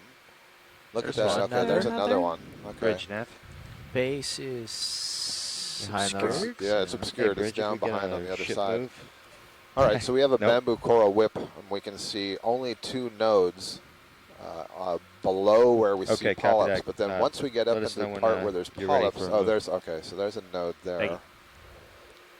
There's some little pink kink there. Yep. Where I are they think that's headed? another one. 090? All right, So great. they got another 20 degrees to It's go. a really beautiful view because it's just completely back. I shouldn't say backlit, but the background is completely black. So what's going on with that polyp? All scrunched up, or is he bitten off? I think he might have something. Oh, please have something. Max it I just out. never see them Is catch this anything. something that's been on the list to see, right? Right, yeah, predation by bamboo coral. We always see something preying on it. Well, sea stars. Looks like it's. I can see little rods also in the tissue. Lunch there. Huh. So there's several possibilities. It could be that it has something and the tentacles are contracted somewhat over it, or it's a newly growing polyp, although it doesn't seem to be in the right position to be a newly growing one. And we got a really nice view of the tip of the axis where you can see that there's no terminal polyp. And so it does really look like these are pretty much paired polyps going down the axis.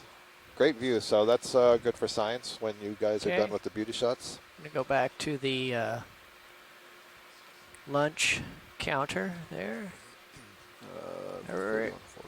I don't think I can get any closer practically. Possibly. It's hard to tell what's going on there. Well, I don't know if you can get around the other side. yeah, I Not think with not with the tether. Let's you come have, wide. though. Zoom out. Let's just see what options I have. Full wide. It's really striking in Come from the contrast to the side, rest of the maybe. terrain with Sure this is. kind of dark, rubbly feel. But we can't. Oh, thank you.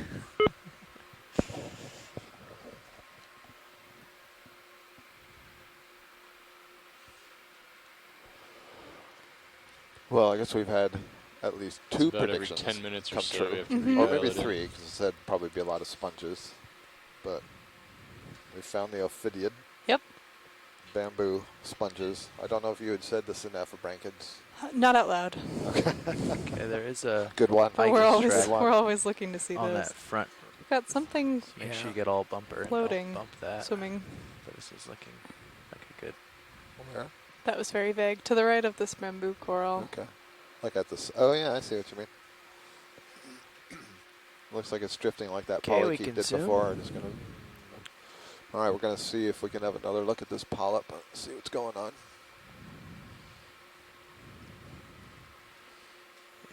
think it was a little bit down from here.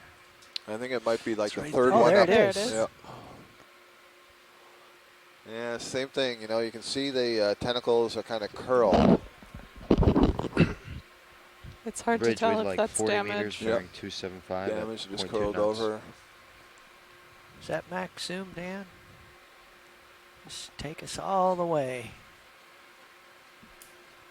Well, I'm getting a good Correct. view of the Thank you, sclerites Bridge. anyway. It is interesting how much of the internal structure beyond the tissue you can see. Yep.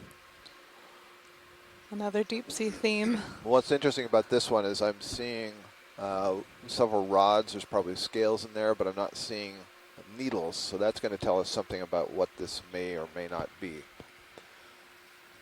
And at the depth that we're at with the rods, this may be what we would refer to as a Bathygorgia. Yeah, this is max But zoom, I'll have to Dave. check that out. Okay. All right, that's good, Dave. We can move on. Why, Thank you. please? We've Good, got some good time attempt. here. Ship still Got a getting, ship move underway. Understood. getting maneuvered here, so this was convenient and I fortuitous. haven't seen any black corals.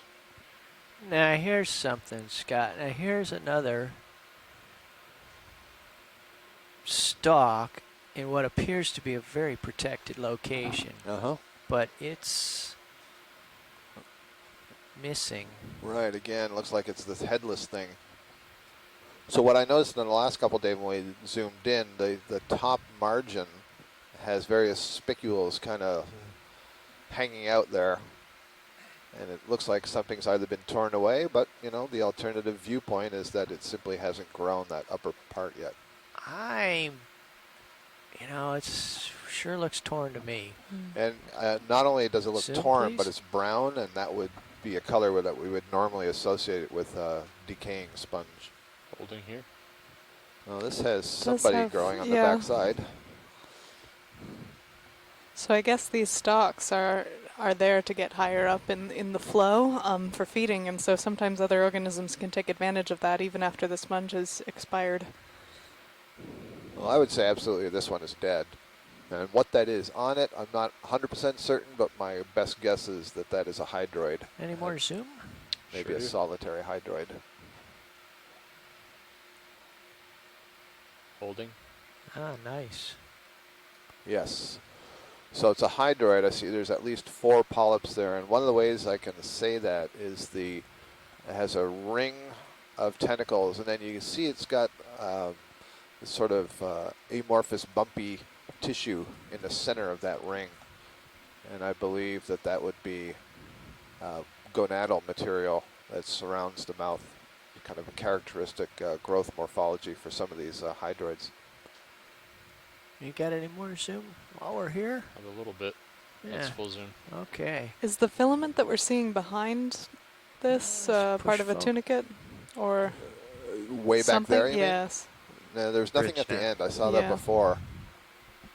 So it could be. She's gonna come right. Could just be a little sponge. bit. Could be a tunicate. It even looks like a coral skeleton, but there's Oh, nothing we're looking at the now end. at a broken meters do we stalk. have left on this move? It's elusive. It's mysterious. Copy that. Thank you, Bridge.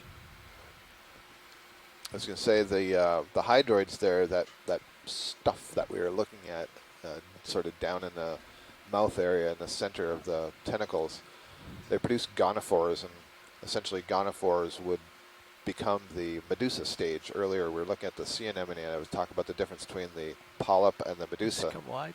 And so in the hydroid, the medusa stages are produced there, so they actually have an alternating, what's called an alternation of generations, where they spend part of their lifetime as a polyp, Go ahead, and Jeff. then they can produce a medusa Ship's, stage that coming to a goes and stop swims right away. now. I That would noticed actually it's be the Cirrus sexual and stage that detour produces the south of the sperm ship. or the Would you eggs. like to head in that direction? Get a or fertilized stay egg, where the we're at? larva then settles and grows into a new T2 and polyp. Sirius or what? That's Sorry. So those ones have found themselves a spot south up on of the top of ship. that sponge, Okay.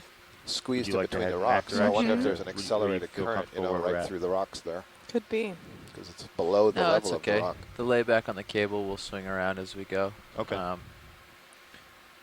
This looks like the Poliopogon and or Caulophagous, not and or Caulophagous type. We've imaged a few of these now Let's close just up zoom today. from here. I'm just trying to establish that there's one that's still alive. Holding. That's good. Getting a little jelly or something floating by this sponge. Yep. It's always nice when those go by, giving us an indication of the current direction and speed. Right, Schnapp. You know, from this particular angle, Dave, that sponge stalk seems narrower than these other ones that we're seeing. And that might just be like an illusion move, created by the large sponge body. 275 at 0.2 knots. Hey, Scott, this is Chris. Hi, Chris. Thank you, Bridge. Okay, let's come wide. Right, so it came barely on for a couple seconds. It froze on the sponge, so I can actually see my first sponge. Well, that's great. Oh, great. So the one that's... And I would agree that it's a Caulophacus. Okay, that's helpful. And it could be in the subgenus Oxydiscus, but it's a little different than some of the others we've seen. But I would probably put that down as a field ID, Caulophacus Oxydiscus. Oxydiscus, okay. That's in parentheses, but that's the subgenus. Got it. Thank you, Chris. You're welcome. Finally, I got to see what you're talking about. We're glad, yeah. Yeah, glad you got to see that. So, yeah, we've seen several of those along the way. And what we'd like you to be able to see are these other stalks. And we've been conjecturing about whether they are dead Caulophacus or if they're an entirely different sponge that doesn't have the massive body at the top of the stalk. The last one we just imaged had several hydroid polyps on it. I'm pretty certain was dead. One. Well, I'm going to sit in here and I'm working on stuff on my laptop while waiting for the screen to unfreeze and just listening to you. So if we get a chance, I'll hopefully catch it. Well, here's a little assignment for you while you do that. Are you able to do any sort of a search to see if there's anything like what we were describing earlier, these sponges that are kind of like cattails and that they are attached to the substrate by a very thin stalk? The holdfast was also quite small and then had a thicker body that kind of grew like a finger, didn't change diameter. And the stalk was flexible enough that they were kind of waving as if, wheat waving in the breeze. Droids on the end of it. Yes. Same So situation. we're looking at another one of these sponge stalks that has hydroids, and this isn't the same one? No. No, this is a different one. How about that? Same situation. Though. The other one was in a sheltered location. This one's good point. Less sheltered. It's got another little type of creature on it too. Some of the stock. Well, so I think what that is another one of the polyps. You're just seeing it from the side view, and you can see what's called the hypostome, that bright red part. Really? And I think the fact that we're seeing a broken piece of this stalk kind of in this depression here indicates farther that this is something that has died and broken off. Oh, that looks totally different. How interesting that you'd see, the same sort of collection on the same sort of sponge stalk. Let's see. Stay zoomed in, because here's another one over here, a bigger one. And but we're on our way to the living one here shortly. All right, so has a look of ancientness about it. Yeah, it's been dead for a while. I think behind there's a brittle star or something on the rock. Yep. Oh yeah. Missing one leg. I'm partial to these ophiuroids.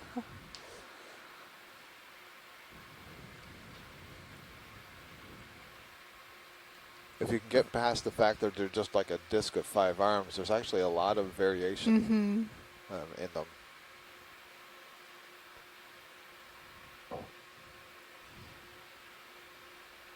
Let's come wide for a sec. Do we need a macro on that, or if we got an ID that's okay? I don't think we can ID it. No, we will not be able to ID that. We're all right to go on. Thank you. All right. Well, over here. With Roland at the helm. Aim in it here, and then we should catch up. Right. These sponges really are impressive with their large heads. A little tether tug going on here, but I'm going to try to get in and macro this. Isn't there even more tether here? Thank you. Looking a little south of track now. So here's one right next to the stalk. Yeah, isn't that handy? So it's probably a good bet that these are both the same. Yeah. They both have that same sort of arc at the base, although that's, I think, the position that they're growing from rather than the particular species. Okay, let's. But similar attachments, macro sizes. the base, please. Yep. Zooming in. Okay, Dave, a couple of seconds here. Okay. Holding. Make sure to run off. And that's good. Come out just a little bit. I'm going to work up the. Just that's good. That's good. Holding. Coming up.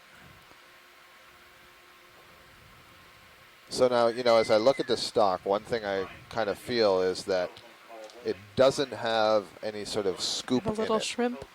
So it doesn't have a shrimp. Or you see one, or you There's don't out just a little. I think bit. there's a little red shrimp Oh, or yeah, something. maybe There are a amphipods few. in there. Yeah. Hold that. And Go let's ahead. come No, full there's not a wide. I scoop gotta in go. Zooming out. Yeah, right. So So wide. earlier when we were seeing some of those ones, we were wondering if the top had come off or not, or if it's Mm-hmm. just different. It seemed to me like they had an indentation in one side, and so I described it as an upright spoon or a scoop. And I've seen sponges like that before, and Yeah. that's why I thought, well, it's not one of these Caulophagous. It's actually something different.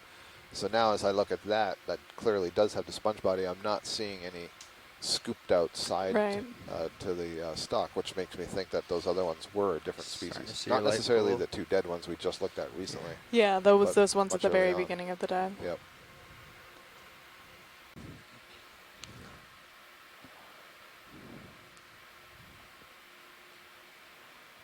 Now here's something interesting. Here's two of them within sight of each other facing exactly in the opposite direction. Yep. So would that maybe meaning that this is tidal and the current changes direction? We did get a report that the surface current had shifted significantly. That was 3 kilometers away, up. It's a good point, though, looking at the direction of the concavity here. So I'm looking due north for that animal. Is that the correct term, animal? Yep. Yeah, okay. Actually, to be very correct, it would be beside animal. It's classified as a parazoan because it doesn't have any true tissues. There's no true skin or muscle or nerve tissue. That also means that, in theory, all of the cells could reassign themselves to another function. In the same way that your stem cells can. Right, exactly. And there's, I think, still an active debate going about whether these are the basal animal at the root of the metazoan animalian tree of life. Right. Between these and a group of jellies called the ctenophores. And there's a lot of different ways to kind of calculate these phylogenetic relationships depending on who you include in the analysis. And so there's still been some discussion going back and forth on which one is really at the bottom. Heated even. Heated even, yes. So, Dave, to follow up on your observation, I'll note that the two sponges here that are higher are facing in this direction, and the one that was lower is facing the other direction. Yes. So, looking due south here. We should keep going. Another 40 if you are Let me waiting get a for idea. the vessel to You know, catch we up can or come around something, 270 and on we the have next one. time, then I think I would rather look more closely at stuff. the It looks- substrate than more of these sponges because we can identify safe these to, from a but distance. Yeah. Right, yeah, exactly. But I'm only saying that Safe for if the we next 40 have meters. time. Otherwise, let's go further up the Sounds slope. good. Yeah, the ship is playing catch up. Okay, so yeah, let's see what we can see. We'll peer into the crevices here. Bridge, Neff. Several of the other times when we've gone to look Like at another something, ship we've move, noticed a 40 lot of meters, small stuff. bearing 270. And Yeah. there is, sorry, go ahead. Oh, I am interested in what these small little white organisms are on these rocks. Whether we had thought forams or... There's a general trend That's in the correct. deep Thank you, Rich. sea that the deeper you get, the smaller things get. Although there are plenty of exceptions. Except when they don't. Yeah, there are plenty of exceptions to that. But Good to go macro video. That is the general rule.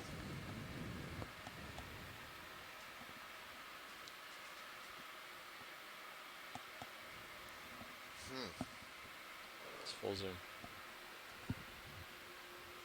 Well, not much identifiable stuff. There's probably, again, protists, these single-celled organisms like foraminifera, but nothing that's really identifiable. Thank you, Dave. Okay, zooming out. Wide. And we've also, of course, got a very active microbial community down here with the... There was, sorry, on Oh, pulling yeah. up, there was one small One ophiuroid. little- All the way Oh, back okay. in. I wonder if that's the same one like what we saw before. All the way, and there it There it is. is. No, Actually, it looks a little yeah, different. that is different from the other one. So we've seen a couple of these ophiuroids now. This little purple one, a yellow one, a few on the sponge stalks themselves. So I meant, yeah, this is definitely different from the gold one we imaged. I meant this, I Yeah, think the it's other different one from the earlier. one we just saw a few Let's minutes ago. just Thank you. wander around a little bit here, see what else might be. There's a very, very common ophiuroid in the genus Ophiumuseum limani, that is found in great abundance on abyssal plains. But I'm not sure how common they are on the hard substrates. Do you have any idea of how many genera of ophiuroids there are, or How many genera? they're No, I not guess I a do not a group not. I'm very familiar with? Right. Okay, we can come Though we see wide. them in all sorts of environments.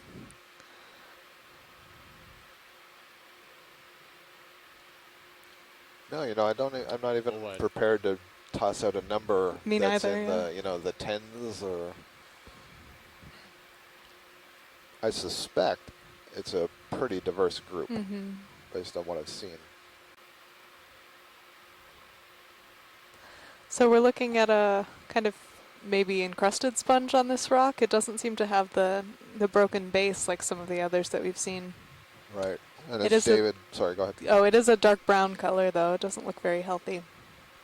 And David was noting it's wrapped. You know, this doesn't appear to be a holdfast. And I guess that's a little crinoid right there, a stocked crinoid we on have the any right more side. zoom? We sure do. Let's So I think that's our first stock crinoid of the let day. me Mhm. Holding here. ooch a bit here. I don't know if there's ever been a more appropriate word than hold fast for what it does. That's right. Okay, So we the can stock zoom some more. crinoid has a very small I'm not sure how calyx much I have and left, arms but- relative to the length That's it. It's full. of full zoom. the stock itself. It suggests to me it's relatively young. The currents here must be flowing from right to left. It's blowing around pretty good. And that would be out of the north, Out of the north, okay. locally here. We can come wide. So earlier we saw a comatulid crinoid, and I noted that the comatulid is the name of a group that do not have a stock. So here we have a stocked crinoid, and the crinoids again are a class of echinoderms.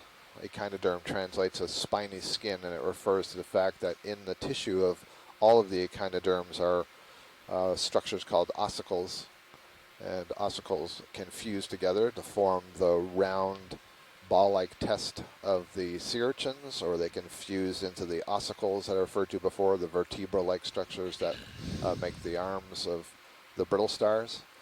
And in the case of that crinoid there, the arms and the stalk themselves are also kind of like vertebrae. So the crinoids related to sea stars, brittle stars, sea urchins, and the sea cucumbers. And I think we've only seen one sea cucumber today, and it was right after we got to the bottom. We didn't get a good image of it, but in fact, that might be one right there on the left in the distance. There's something shiny. And if it is, it's interesting because they seem much softer, and they are, but they still do have in their tissues embedded ossicles. I guess it was just kind of a reflection off the rock or the sediment. There's no... Would have been too good of timing. Yeah, that would have been too good. You're right. Let's snap a zoom in there and see what is that thing, though. Zooming in. We've already passed the thing I was referring to. So Oh, this is yet it's another a- thing. it's a barnacle. Barnacle, yeah, very nice. So here we have a rather large stalked barnacle or lupatid barnacle, and maybe a hydroid either growing off of it or just behind it. And it's growing right out of the, or growing attached to the bottom. It's not living off of a coral or a sponge. And we've seen these before. They're relatively large. So a barnacle is a kind of crustacean, so it's very closely related to the shrimp and the crabs and the lobsters. And it has these plates And the plates can open up and legs can emerge from the plates to sweep through the water to capture its prey. Yeah. So I still can't tell whether this hydroid is growing off of the plates of the barnacle. I kind of think so. Or if it's on the rock just behind it.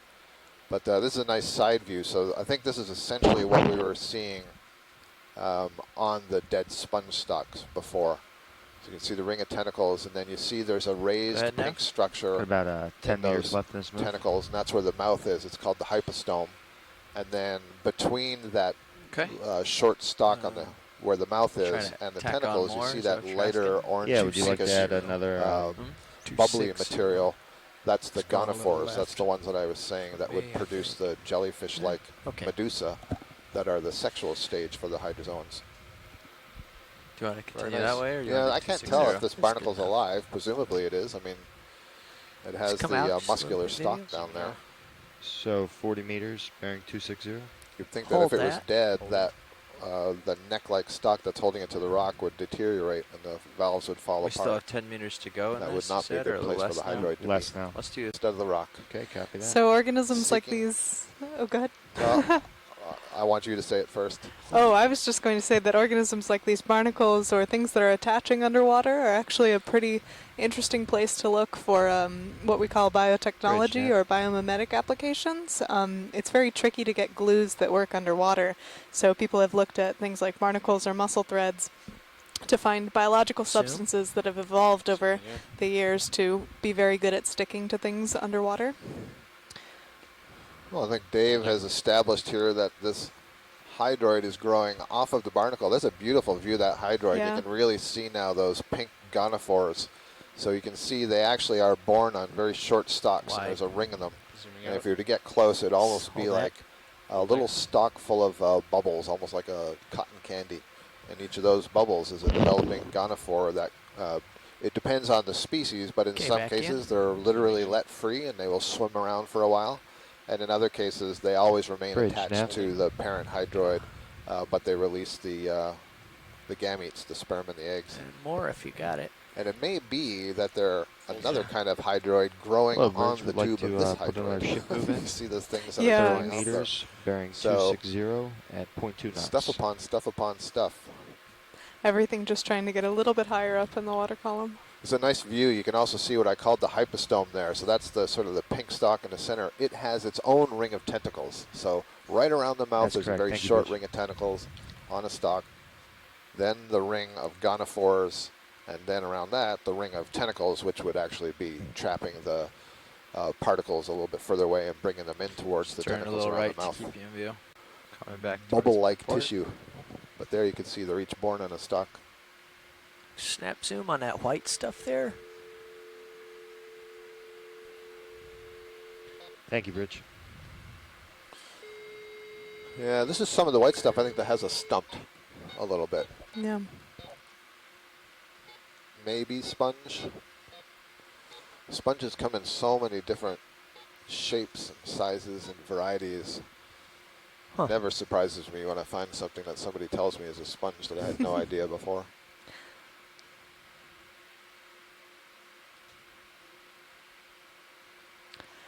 We're currently at a depth of 3,129 meters.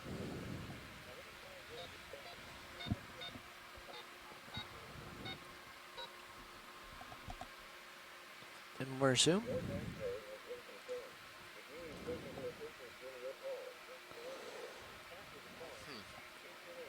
Kind of looks like a series of tubes. It kind of looks like it's been built out of, you know, some of the particulates and sediment grains and so on that have been dropped down here. So I don't know anymore if that's spongy. Do you think it's or a not. very large foram? Boy, that would be awfully large, isn't it? Conference call is back. Just not certain. That's got me a bit stumped. You know, there are polychaetes, there are amphipods, there are isopods, you know, all sorts of organisms that will build these tubes, but we haven't seen any of those sorts of things that would build it, and I don't see anything sticking out of there. And there are so many natural hiding spaces. Out a little bit more. Nav, this is watch lead. Oh, you're tilted all the way down. It's full wide. Let's see if I can. There they are. Okay. Go ahead, watch. There's some Go ahead, watch scale. lead. Can you give me some indication of how far we have traveled from the on-board? I think I see waypoint 2 just So off. you've been on in the, an hour and a it's half. right There's on an the hour edge of and the 15 screen, minutes right? left. Yep. Okay. Great. Oh, Thank you you. want to come in? You can Happy zoom to in tag whenever is good for All you, right. Nick, or the Let me pilot. put my shoes back on. Sounds good, watch lead. Thank you.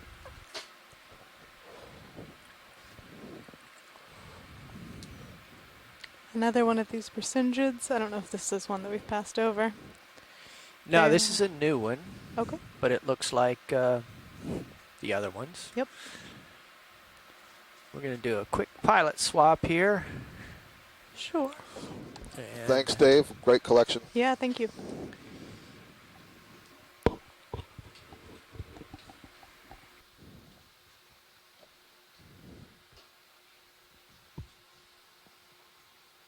These Persingids sure look cool against this rock background. And that sure looks like a pillow. Yeah. That's got to be a pillow that it's on. In kind of a rubble field with a little bit of sedimentation or sand.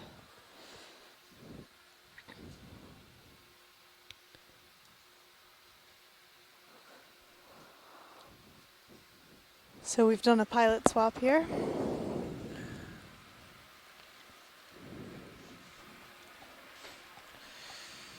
Got someone in the seat again.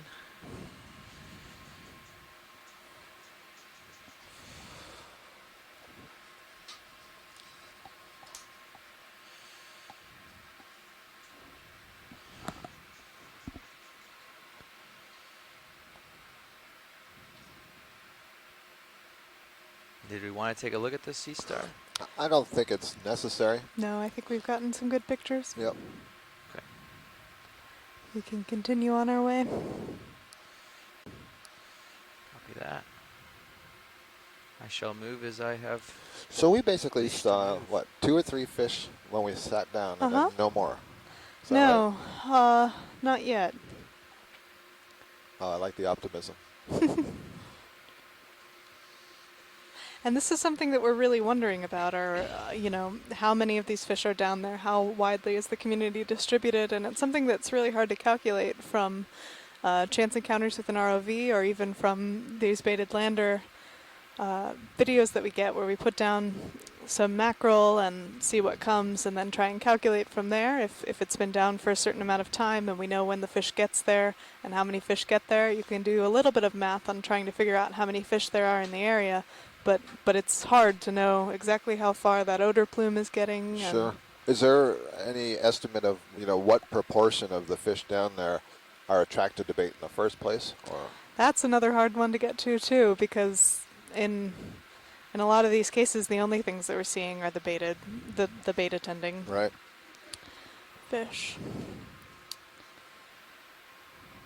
that was always a discussion when we were baiting amphipods, and you know, for the purposes of some research, that was just fine. It didn't matter that you weren't seeing the whole community. You were just trying to get some representative so that you could gather enough individuals. And so that was a very nice way to do that sort of collection.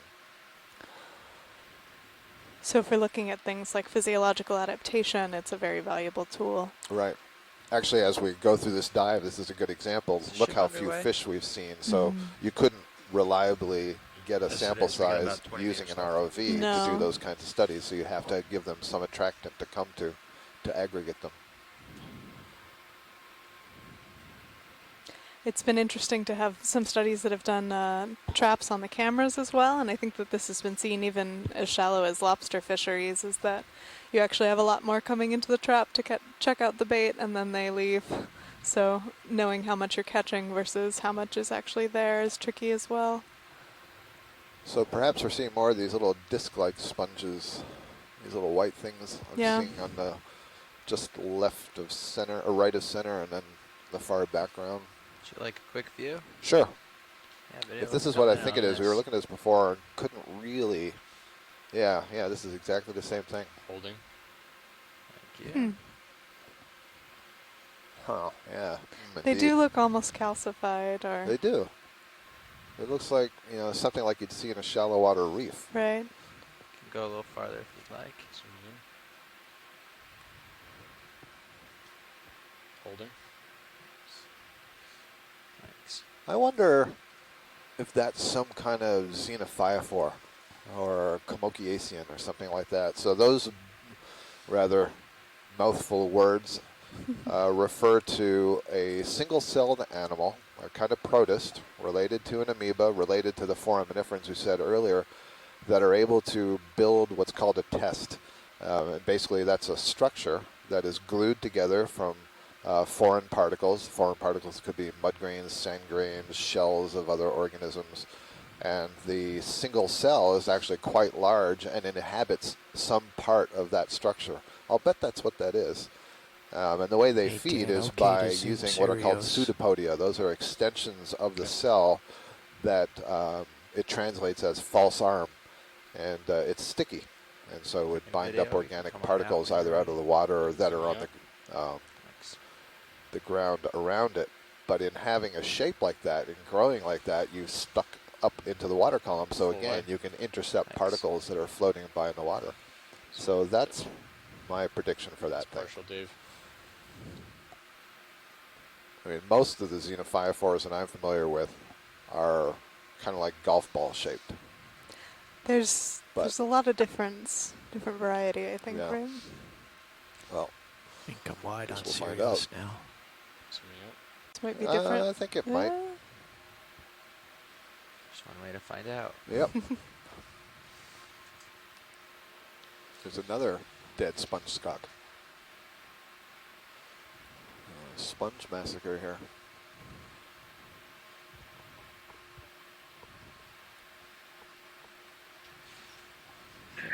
Come on in, video. Hi, Chris. Hi, Kenzie, sorry. We have video, at least for the moment. The dead sponges that are on the bottom look like they're really old. Yep. Farreidae. Old farreids, okay. Yeah.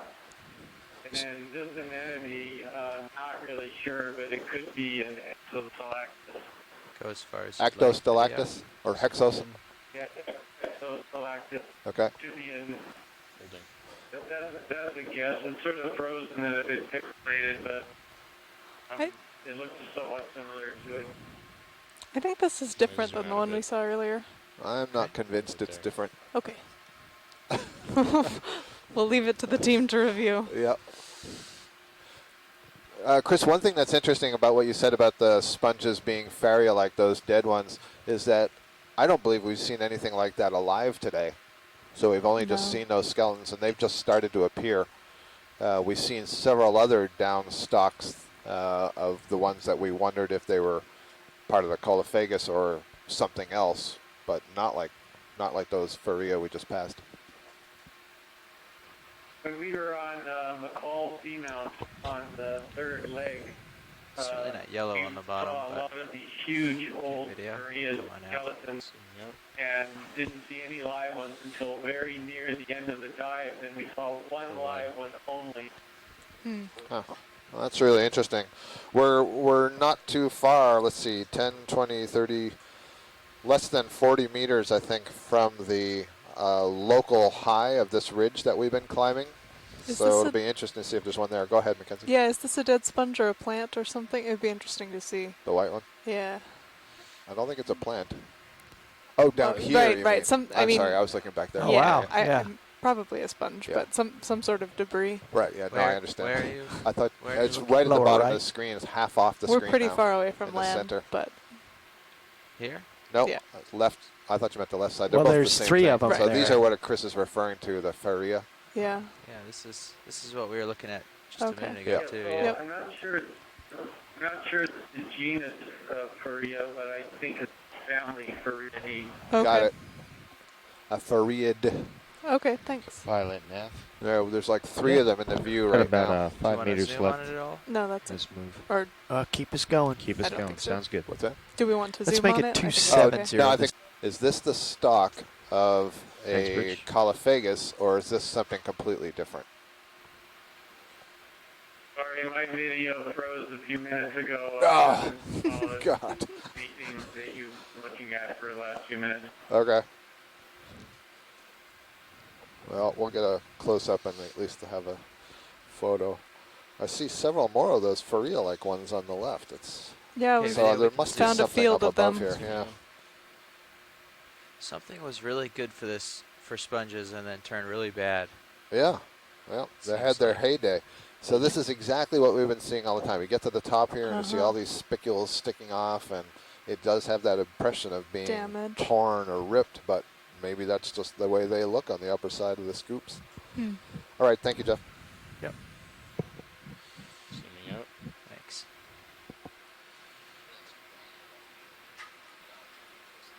Full wide. Great.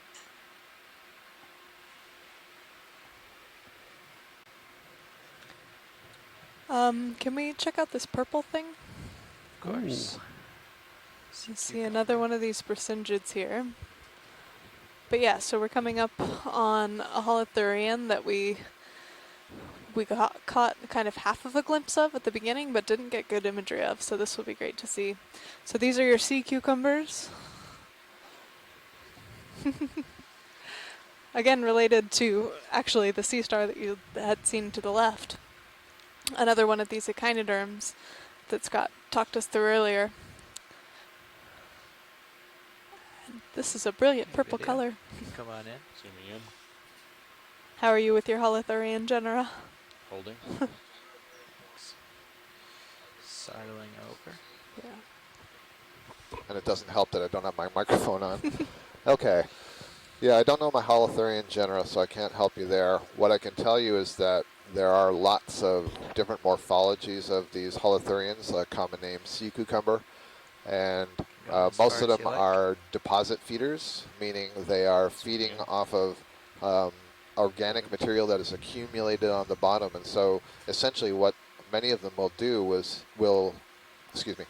essentially what many of them will do is to ingest mud or sand grains, so they can go over the rock here and ingest that, take that into their digestive system, and then digest the particles that are associated with it, and then eject whatever undigested stuff there is. So a lot of those sand and mud particles they wouldn't digest, they would just digest the organics that are around it, kind of like in a film. And so in a lot of these sea cucumbers, you can clearly see through them and see the intestine. And here you can kind of see that it's white because it is so filled with sand grains. And in the deep sea, there are a few really striking species of holothurian, these sea cucumbers, some of which can get over a meter long and be these big bright yellows or bright purples. You can see them in shallow water. You see along the margin in front of us, it's kind of like a frill, you see these dots. Those are the tube feet. Really loud in here. So again, tube feet, just like we've seen on the sea stars. On the sea stars and the crinoids. Right, that's a hallmark of the echinoderms. The mouth of this guy would be on the right, kind of underneath that hood, so you don't see the mouth right now. Thanks. And the tube feet would be aligned typically in 5 rows, running from the head end down to the anus Curious end. if that guy was alive. And just like in sea stars and brittle stars, in groups of 5. To be, perfectly healthy. Thank you, pilot.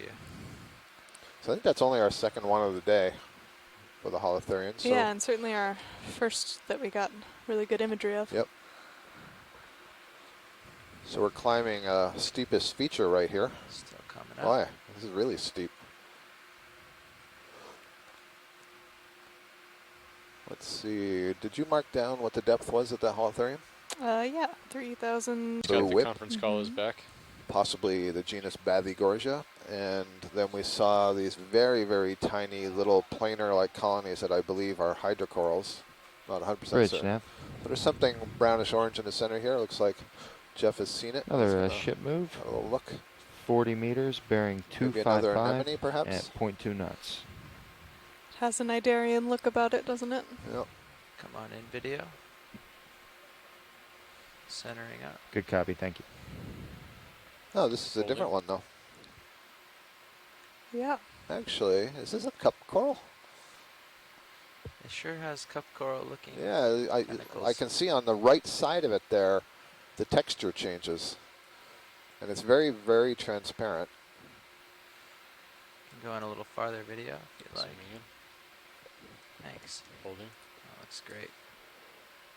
Huh. Well, that may not be a cup coral, but that's interesting.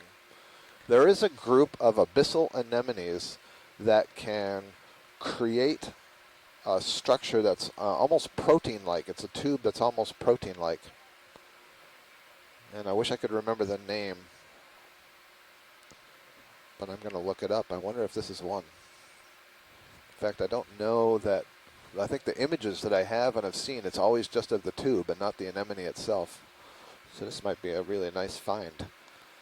For those of you that have audio and not video right now, we're looking at kind of an orange cnidarian that does have this sort of golden tube coming out of the back. So a solitary individual.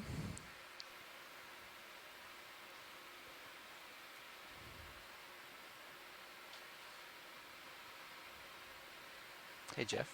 At 3,087 meters.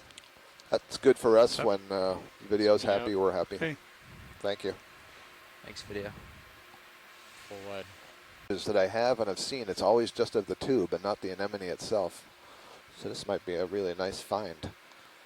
For those of you that have audio and not video right now, we're looking at kind of an orange cnidarian that does have this sort of golden tube coming out of the back.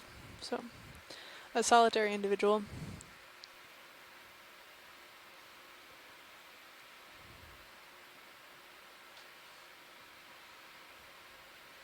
Hey, Jeff. At 3,087 meters. That's good for us when video's happy, we're happy. Hey. Thank you. Thanks, video. Full wide. I think this anemone that I'm thinking of, I believe, is named after the Galathea expedition. So it's something like Galathinium or something like that.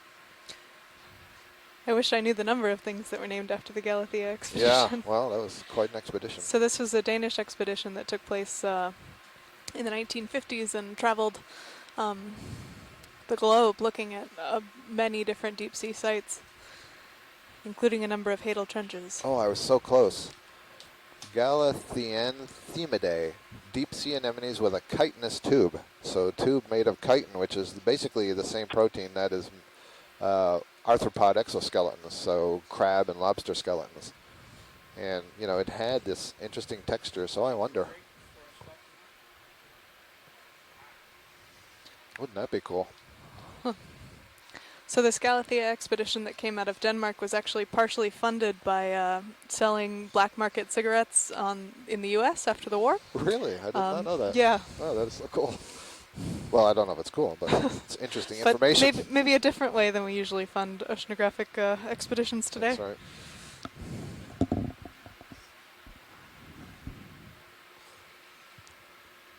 Go catch it.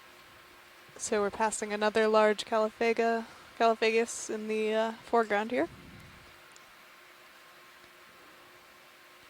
Oh, yeah. Looks like another anemone. Mm-hmm. This one now does look more reminiscent of the earlier three, I think, that we've seen. So this might be the fifth individual. See, this one does look a lot different than the last one we were looking at. Yeah. The cup coral. I mean, the one prior that had Right. more red. So I think Jeff is agreeing with you that the ones we saw near the beginning of the dive had this sort of golden color, and that the one we just saw previously didn't have And I quite don't know that appearance. how much that coloration is a factor in determining species of anemone. Nor do I. Not my area. Yep. They are lovely, though. The tentacle structure on all of them has been the same. You know, yeah. they're relatively short, look like 3 rows with knobs on the end. Holding. And the kind of striation at the base has been similar. Yep. This, to me, this is identical to the one we saw at the beginning. Yeah, I agree. Currently at a depth of 3,077 meters. I'm gonna zoom in a bit more. Okay. The temperature really hasn't changed very much, which isn't surprising. We haven't really changed all that much in our depth. It's 1.55 degrees Celsius.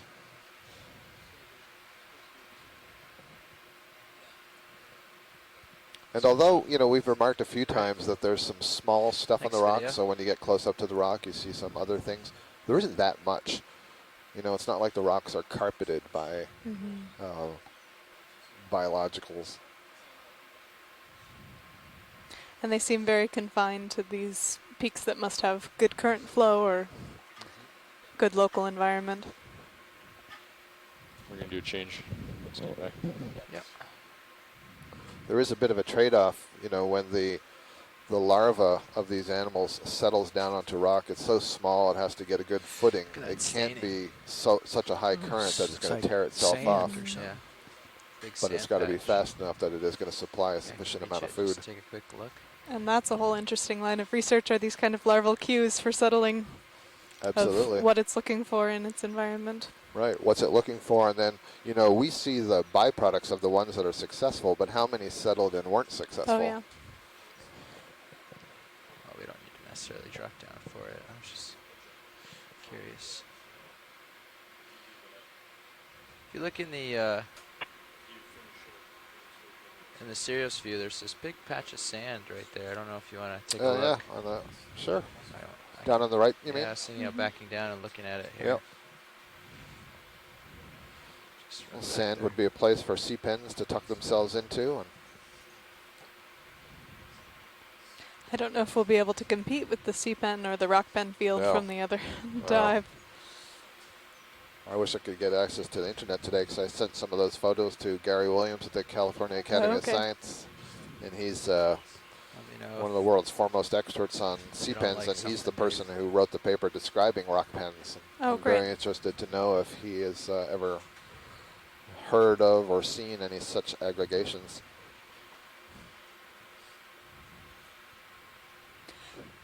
Further indications of the value of this sort of telepresence style research where, you know, in the field there are Like those, a number of people that have expertise in one very specific area, so it's nice to be able to get in touch with the people that really know sandy patch here to see if the there's one thing as you come across them. Form was these broad flows. Yeah, could I have another ship move, please? 40 meters, 255, 0.2. Oh, look, so that's a seeing more different of sort of this. faria. Yeah. One. More of these ruffled sponges that, again, don't look very healthy. Yep. Would you like a quick look? Yeah, let's have a quick look at this one. This one's in a better shape, at least. Maybe more recently dead. With a stalk right behind. Yep. The ship's door is now open. You can see the way at the base of the stalk it begins to sort of ruffle out, and that's kind of what I meant with the one we pulled up. Yeah. You know, is it possible that's the very early precursor? However, video, you can come on in. the base is nothing at all like what we collected. So. partial. Thanks. So I wonder, I guess a physical oceanographer could tell us, but could an internal wave possibly associated with a tsunami have swept over this feature and knocked all these sponges over? Or Yeah, I don't know what the it's interesting. I don't know what the force of internal waves is, but I've heard a little bit about them breaking. And that would be kind of intriguing if it broke at just the right angle against a ridge like this.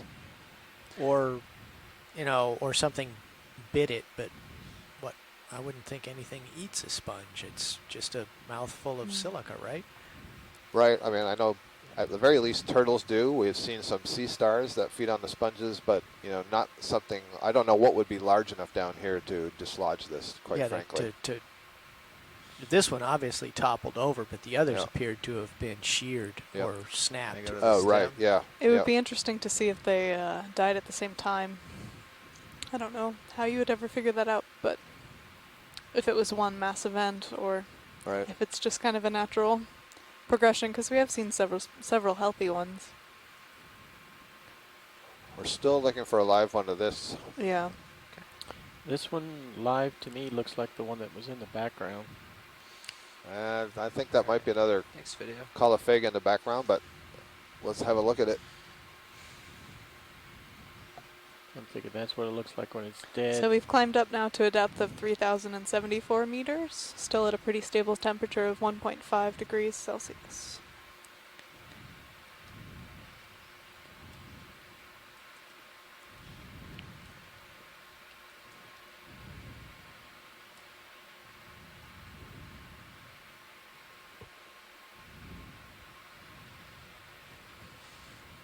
Pretty far off in the distance. Yeah. So I guess at the risk of being insensitive, I guess another way I could have said this is like the elephant man sponge. You know, I mean, very swollen. I mean, face shape, but very swollen. So this is Calafega again. This is a big one. Do we have our lasers on? We do now. I thought we did. Yeah, I saw them a little bit. They were on to the left. We'll see if it has any associates in the back.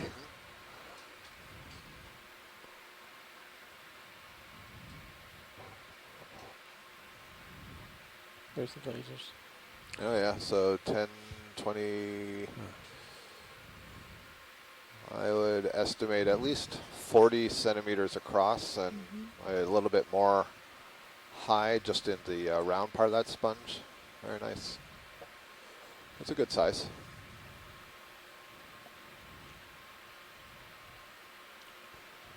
Maybe 30 across. I only see one small associate just on the outside lip there. Possibly a little shrimp. Shrimp or something, yeah. All these openings seem to be pointing uphill. It's keep getting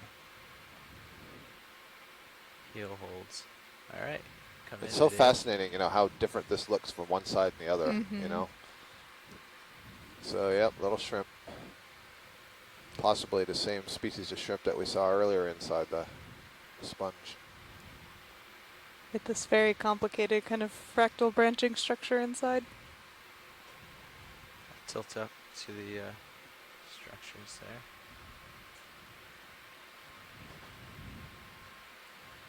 Very fascinating. Yep. So just imagine, you know, it just keeps getting smaller and smaller and smaller set of tubes until eventually you get to a very small space that is lined by cells with flagella, and that's where the food collection happens. And so there would be literally, you know, hundreds of thousands of those spaces on the inside of the sponge. Can you estimate the age of the sponge? And those flagella working hard and actually creating their own currents. And That's right. oftentimes you can do dye experiments in shallow water, especially where you can really see the current that the sponge is creating on its own. Yeah, I'm glad you said that, because you look at a sponge and it looks very static, video. and yet it is creating an inflow, and the structure of those tubes that I was just talking about, the openings to them, are such that they change in different places in the sponge, such that the water leaving the sponge is going out at a faster rate, so they can sort of jet away, so that they don't suck in the same water that they've just filtered. In answer to your question, Jeff, I do not know. Mackenzie asked this question earlier. You would have to be able, I think, to age silica fibers, and I don't know how well they can do that. It doesn't form in the same ring structure as aragonite or calcite does. Right. I do know that there's a lot of interest in the silica fibers as for their optical properties. So as I think there might be a fish up there. Yep. Or it's supposed to be very, very pure and can transmit light far better than anything man-made. Yeah, it's a stock. And I'll be happy to give you a paper on that. Not a fish. Not a fish. Say starfish at the bottom of your screen. Yeah, they've been asking us to skip those. We can get a look if you'd well, like. I have video something for here your sake. that you'll be very interested Pilot, in. co-pilot, the move is complete. It's I thought drop it was in another one. Yeah. I think we might Wishful be thinking. pretty much at the top, but we'll carry on until we're. Been asking us to skip those. We can get a look if you'd Well, like. I have video something for your here sake. that you'll be very interested Pilot, in. co-pilot, the move is complete. It's I thought drop it was in an another L2, one. if that's any Yeah. consolation. I think we might Wishful be thinking. pretty much at the top, but we'll carry on until we're absolutely sure. Okay. Heading, Dave?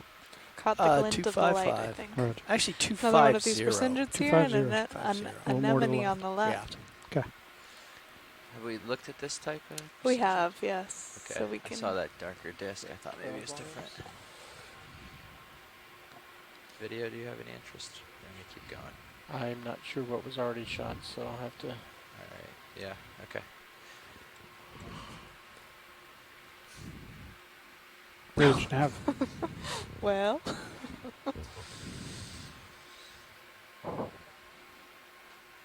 Another holothurian. Is that a purple one? Yeah. We also got one of those, but maybe we can spook this one into a swimming. The stock that we just passed, which I was able to see Bridge, for nav.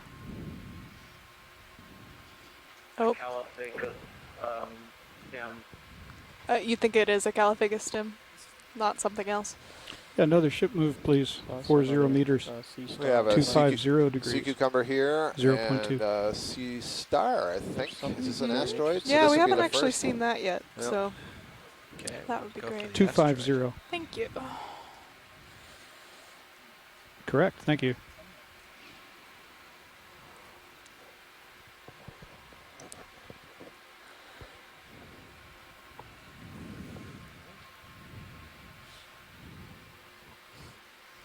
If we have time after these two species, I saw something on the far right that.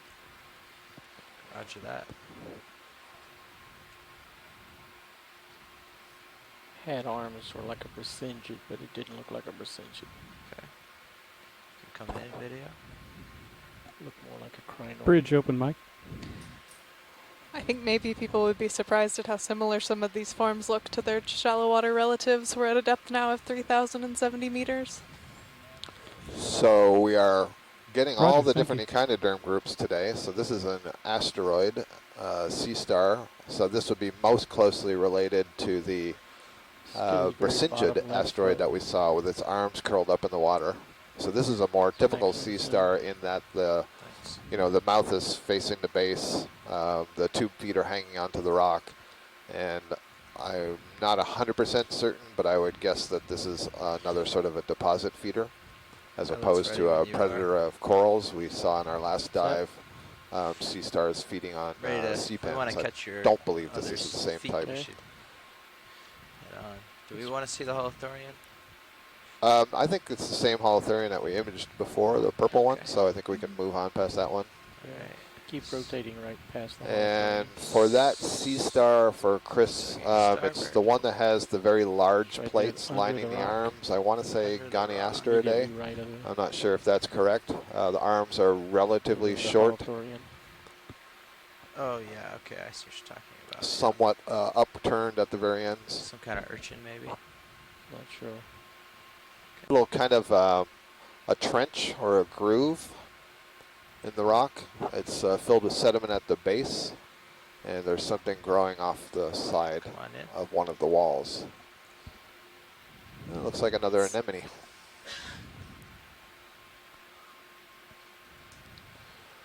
So the question is this the same sort that we saw that I suggested was that, now I've got to look at the name again because I don't remember how to pronounce it. Galatheanum. Exactly, that one.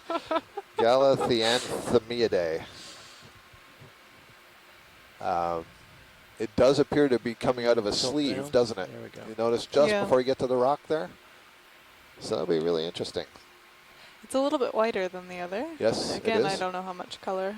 But it says diaphanous, it says Right, transparent, it has those very long tentacles. Nice. Good view, thank you.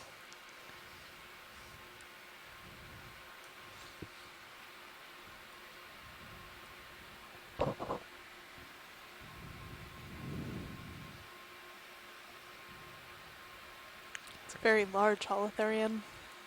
Yeah. He's being ruffled by the thrusters wash.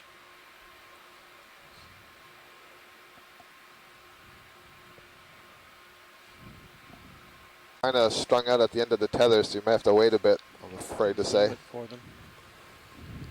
Actually, this might be perfect because this might be the scoop-like one, so now we can have Copy the that, thank debate you. with Chris on the line. I'll let go of you. You can push out. So is this essentially a Caulophega that's lost its head or hasn't developed its head yet, or is this something entirely different? Also much bigger than one of those whip corals straight ahead. Still seeing it.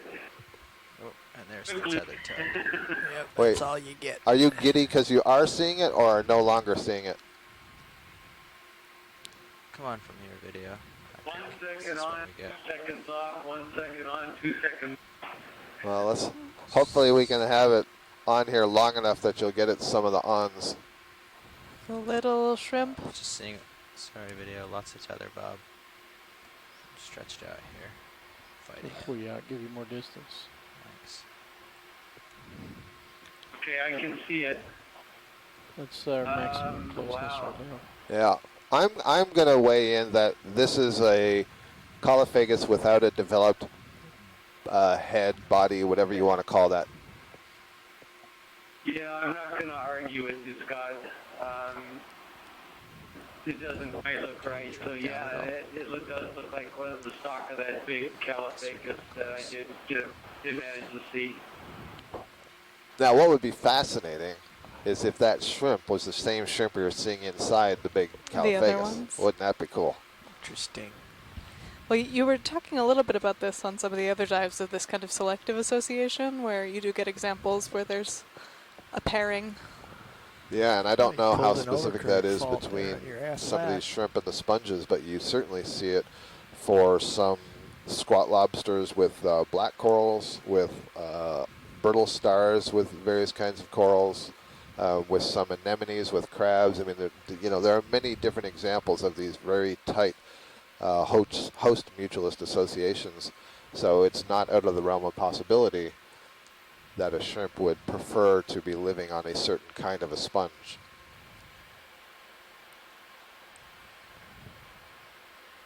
But that's a big conjecture to make based on what we're seeing today. Well, we've seen at least But I 3 made of it. them. Yes, we have. So let me know when you want me to reset your thrusters there. Okay, let me push a little Oh, right. yeah. Video, are you wide? Thanks. Just gonna use this moment to Again with that guy, I did get a good look at it. Sorry. We never got that close, Chris, so we're still kind of getting the vehicles in position with respect to each other, so might have another chance. No, Jared, that is a fantastic question. Just fantastic. And so I don't think you were on the mic. So the question is, how does the mutualist, the associate, find its host, and at what stage would that occur? And so all I can tell you is some examples where we know that the mutualism is established very, very early on in life, and so there has to be the larval stage. I'm thinking right now of a brittle star and a coral. The larval stage of the brittle star is finding the coral when it's extremely young. How that occurs, there's probably some chemical attraction that's going on, but it's a big ocean. And coming around, So it's unclear to me how it gets close enough to detect an odor plume that it can then zoom in on. I'm almost ready to believe that the larvae somehow travel together. Dave, As crazy as that sounds. I never turned auto XY on. Knobby protuberances around where what we think is a shrimp was, and I'm wondering if that's the beginning of the growth of the sort of larger body that we've been seeing on some of these other Colophagus sponges. Oh man, I was wondering what was going on with the vehicle. I guess the much having so much healthier trouble color of flying. this one also kind of points to I was having that such a this hard is time today. I a couldn't figure out why. waxing rather than a waning sponge. Right. Yep. It's an auto XY the whole time. I don't think the whole time it wouldn't have gone at all. Well, Chris, if you're still there, hopefully it it will in pop auto in, XY because and now try we're to in a fly better it, see what position to get a happens. close look at this sponge. Yeah, let's just get a close look at this real quick. I've got it in front of me. Great. Seeing the video right now. Perfect.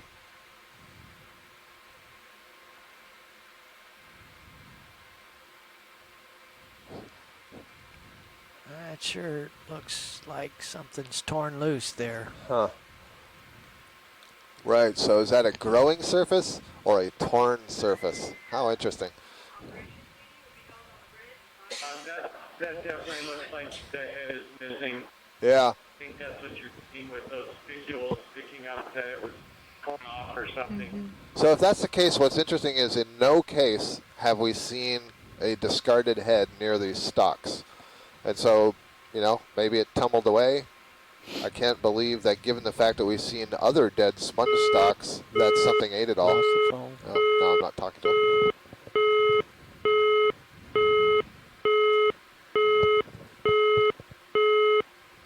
It is a good point. So there are tumbleweeds of sponge heads somewhere collecting. Right. Okay, you want Well, to it's a head very off good to view of the I shrimp. won't have to reconnect the. So I'll, when I reconnect the call, I won't be able to key up the intercom. But I'll follow your lead.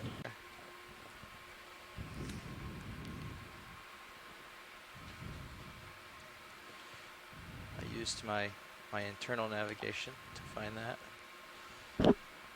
Your INS, your internal navigation system. Yeah.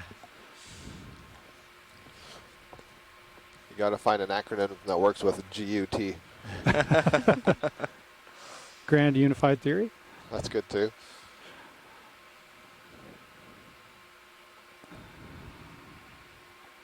Pilot, you want me to keep this move going? It's almost.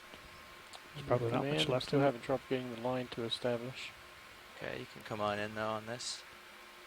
I won't take up too much of your There's that fingers. sand Well, once The one we again, saw? yeah, it's like the one we saw. It's got the same color. Bridge, and again, nav. you can't see the nodes clearly on all of that together. Hi, I would think, you please add 100 meters to the current move? Says it's probably one of these badly gorge again. So that's great. Thank you. Would you like any more zoom on this, or are you Just quickly to the base to see if we can see the nodes through the tissue. We did a really nice close-up of this before. Yeah, I remember it was really nice. There's a Yeah, node that's there. correct. 235. Oh, there's another one, the retracted polyp. How about that? You see the node center screen now? I It's got I a polyp don't. in the way. Yeah, okay. Keep going. How embarrassing that you're seeing the nodes before me. There's Yep. There's one. Perfect. Okay. Thank you. And I think I was seeing two newly budding polyps. Mm-hmm. Yeah. All right. Good stuff. Badly gorgia. Oh, let's find that node. Do you have any more zoom video? Maxed out. Okay. Well, that's So alright. this Bathygorgia is at a depth of 3,067 meters, a little bit shallower than the one that we were Okay, looking at that's earlier, good. Next video. which was around 3140. It's interesting that the smallest and new polyps around are forward, actually the get us lowest. lined up. Where Wouldn't are be we what at? you'd opposed to the expect, tip. No, right? it is not what you would 235. expect. 235. I'm coming right to 235. Do they regenerate after they're damaged? Yeah, we've seen a lot of cases where bamboo corals in particular and octocorals in general can regenerate. We are at a depth of 3,065 meters and less than, well, let's just say we're pretty close to the top of this, the high point on this feature. Sometimes it's hard to see when the icon for the ROV is jumping Go around watch on the high current pack real screen. quick, Dave, on Yeah, the- that USBL. But the point is that we made watch this. good use of the day. We Just managed to Giving the same transect RPM along cam, what we'd getting initially almost twice as planned, much current going on the from aft lateral. about Okeanos 3,200 Explorer meters approximately primary at the feed. bottom point to the shallowest point on this ridge, at least It's still a locally. fraction I of an noted amp, before though. that this ridge is extending Well, here you eastward go. from a much larger feature that probably gets up to about 2,000 meters in depth. Okeanos has just rejoined the conference. They're Which close, is pretty but interesting because that's saying there's a kilometer high definitely different. mountain Look at the ratio just of to our winding west. Yeah. resistance. See if it's Yeah, I think Might because they're explain underwater, that. sometimes we lose some of the That perspective about perspective. how large. You know, these- Absolutely. Those current Well, settings that's are a big set features. And so we were able to do 3 collections Motor. today, 2 geological samples and 1 biological sample. You know, Dave, Which I was think a I've sponge. seen this high pack display in the That Museum we of didn't Modern Art. recognize. yes. Does have There's a way you guys could raise money. Sell each one after the dive. It's kind of a certainly has a Have the navigator sign it. Jackson Pollock sort of Yeah, look to it. yeah, it does have a Pollock look, doesn't it? Yeah. This is an interesting disc. Maybe we could get a Yeah, couple that's- $100,000 Yeah. for So it. is this another one of these that things on, I guessed was a xenophyre form, maybe, or on a rock? You are puppying or is it off just on a me. sponge base? Yeah, well, I'll just puppy off a little. Okay. I just want to look at this. Whatever it is. Oh, it's an old sponge. Could this holdfast. be a drifted off? No, it looks more like the bottom of a base. big holdfast. Yeah. We're looking at the back side. I think I can see it moving away on the other side. Oh, is that we're looking think at so. the Or am I part looking at that the edge of a touches the rock? Yeah, Yeah. it's a massive old holdfast. Yep. Okay. Oh, that's big circle stuck out like a sore thumb. They do look to kind of be in different states of deterioration, which would lead me to think that they're Wasn't one event. yeah, dying over the course of more natural time scale. Not quite as interesting as I thought it was going to be. Continuing on. Have we collected enough rock samples? We have 2 rocks and 1 sponge of indeterminate provenance.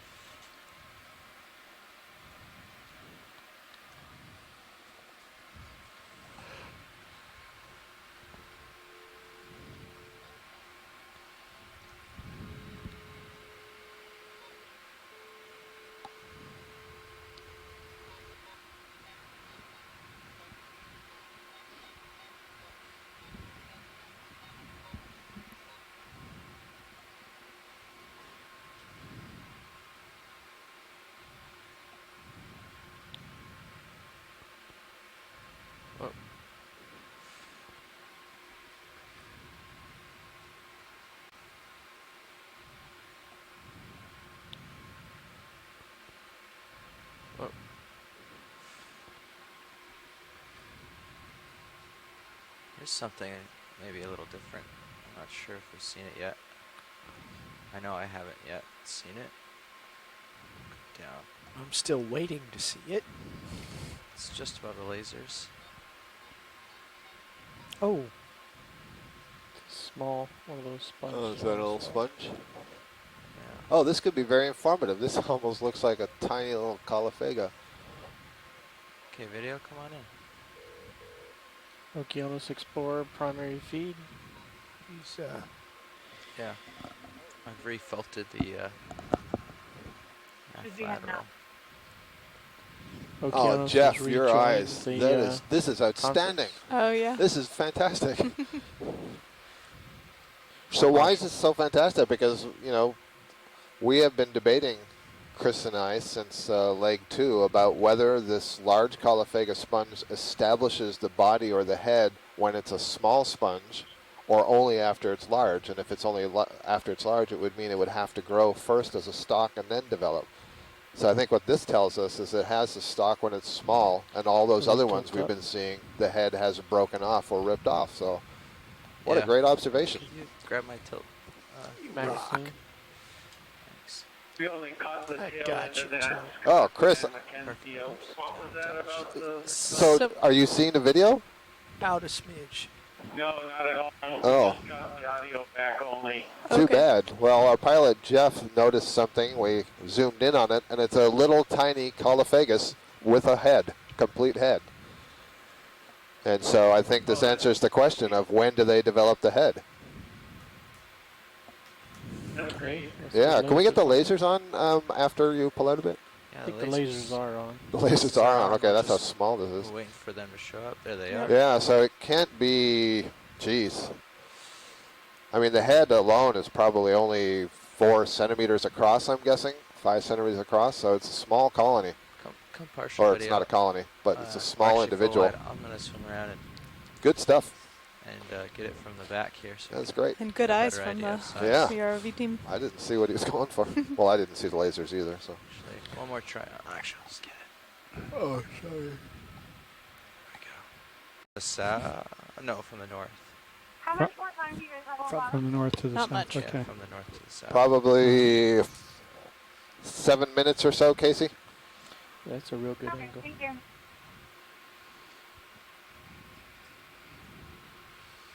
And get as close to it as you can. Copy that.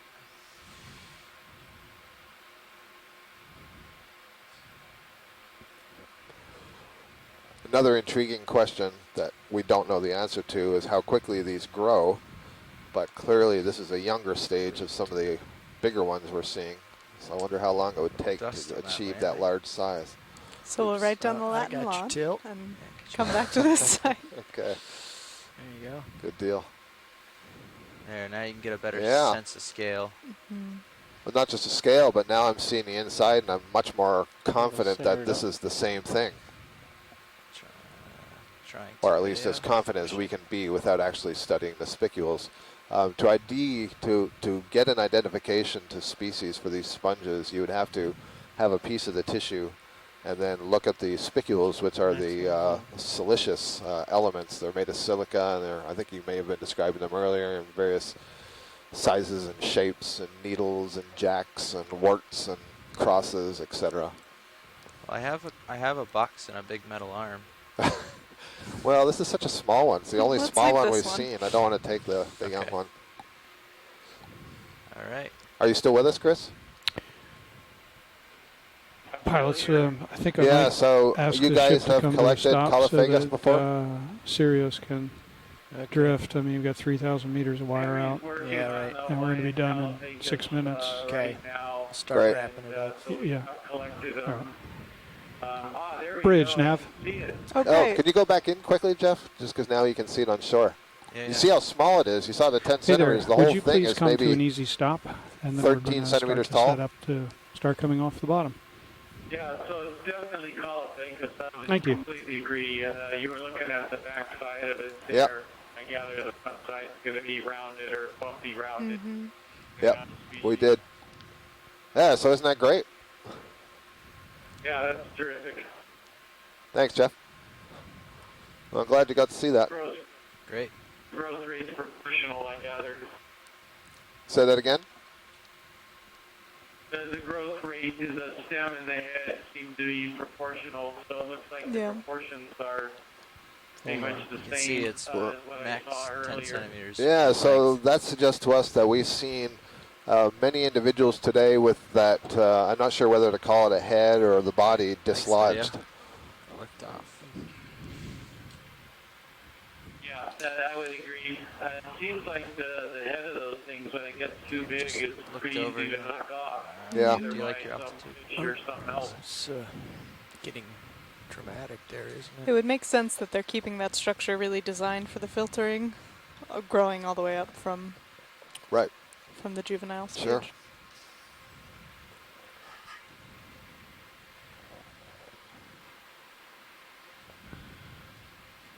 Sometimes you see the dark face of these rocks and you think it's something else looming out there. Yeah.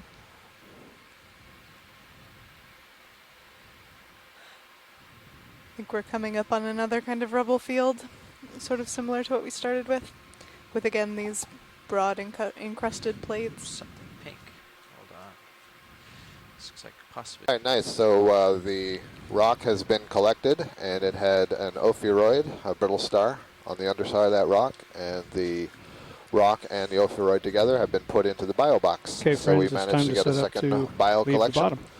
And that is a great way to end today's rather dive. than trying to have the ship Here fight at a the depth of currents and such, why don't you take 3,049 advantage of the meters. current that's here on the bottom and line up with We respect shall. to it.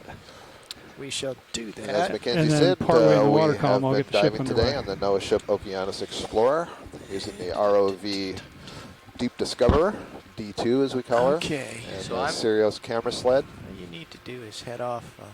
And Well, I'll head we south. started the with day at about current 3,200 around meters, came up north-ish. to about Stretch 3,051 I'm meters, going to head northish. climbing I'm a going to ridge turn that is north. sticking Oh, off yeah. the east And side that'll take the of turn the south and Karin everything will be happy. Seamount group. And we'll be coming up to the ship here. It's going to take us about an hour and a half to get the vehicles back up on the deck. And then we will begin our transit So you need to over come to back to Johnson me just so I Atoll, can get turned around where a in the little bit. morning we will Picking up. do a little repair work on the satellite, and we hope that that will improve the connectivity issues. And then we will I've got all scoot your down arms just a stowed, little bit to the south of Johnson Atoll, actually on the slope of Johnson Atoll, to drawers begin our dive sucked for in, tomorrow. So we hope you hydraulics can turned enjoy, off. I'm join pulling us up. then and enjoy the dive. will be somewhat shallower, actually about half the distance. I think it's about 15 or 1600 meters. I don't remember precisely right now. But we'll have a dive again tomorrow, and hope you can enjoy us. And we expect that we'll see many more organisms, given that we're at a shallower depth, and things will be quite different. I expect it to be more sedimented, given that it's part of the atoll. With you. For those of you on shore who are still listening to us, we thought that given the connectivity issues and the constant dropping of the call and our need to go to Johnson Atoll, that we would simply forego having a post-dive call, and instead hope that tomorrow morning we could all talk and do this in a more collaborative manner. It's been tough for Mackenzie and I not having your feedback today, so hopefully we'll get that tomorrow. But we do thank you for your patience and continuing to call in, even with just the audio. Absolutely.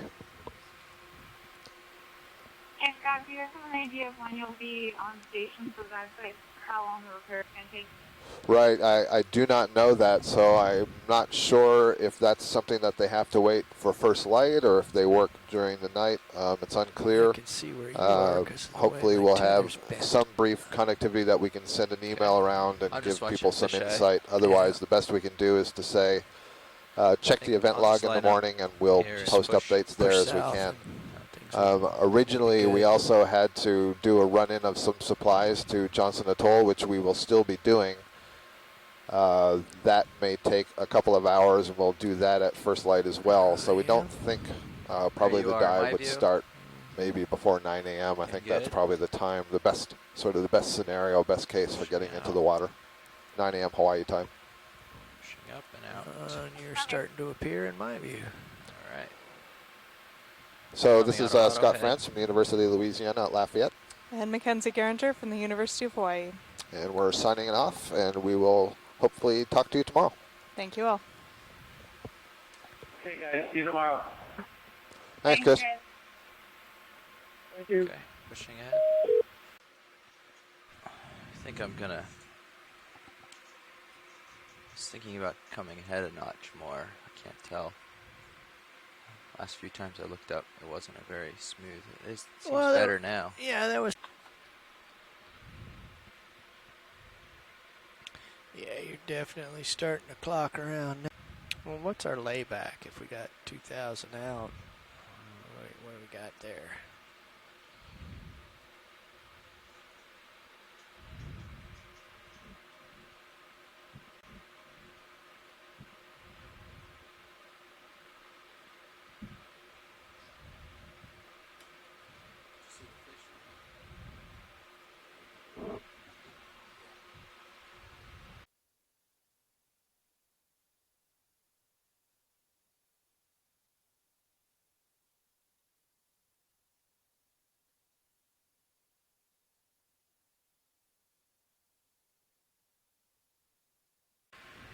D2 passing 2-0, all is well.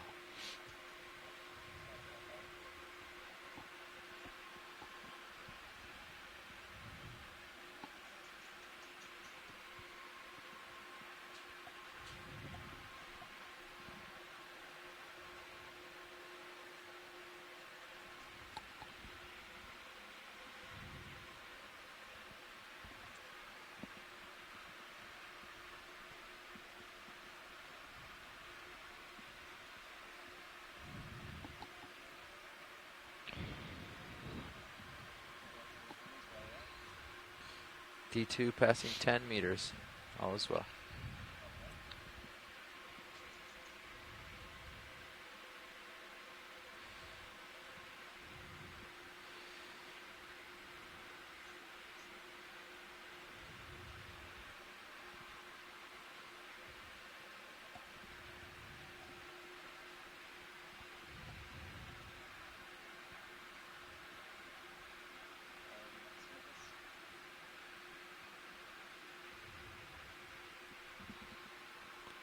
Pilot off sticks.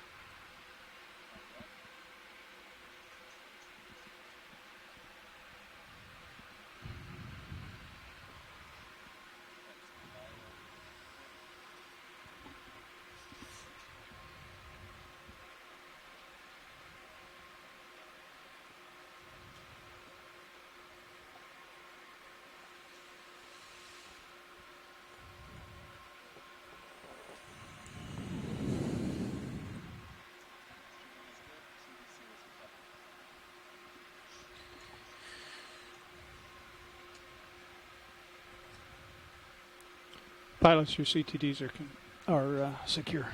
Thank you, Nav.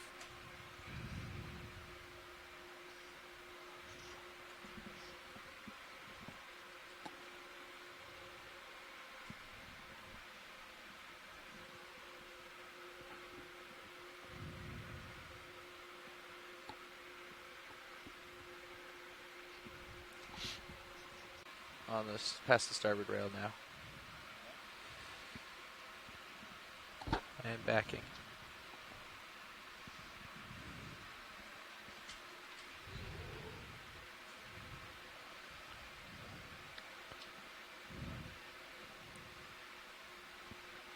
Hold on, you got lift line in your starboard vert there. I'm not using the verticals. No, but it could get wrapped around the shroud.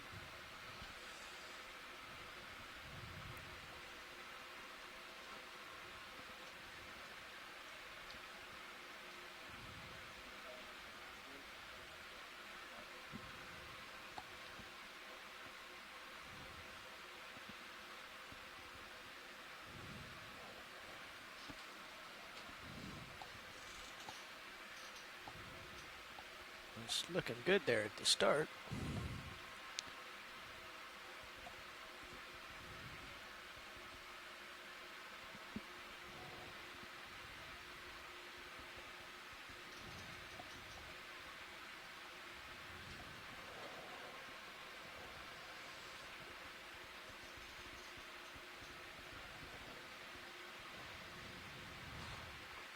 Pilot's easing. I see a lot of lift line in the water.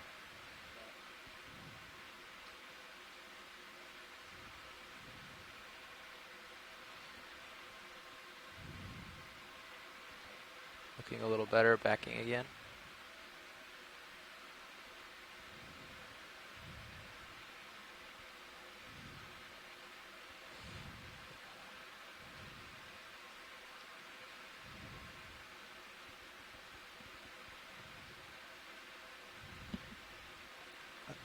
Are they picking up on it at all? It's not moving.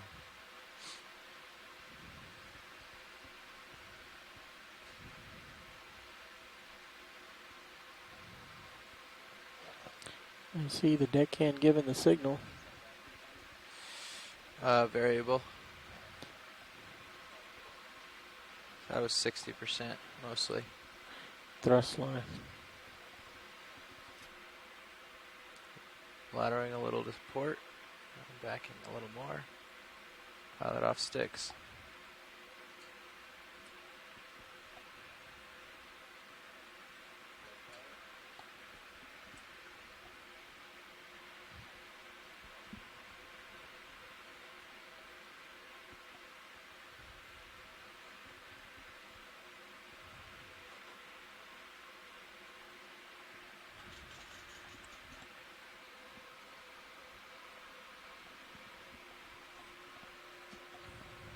Let's see, ROV thrusters.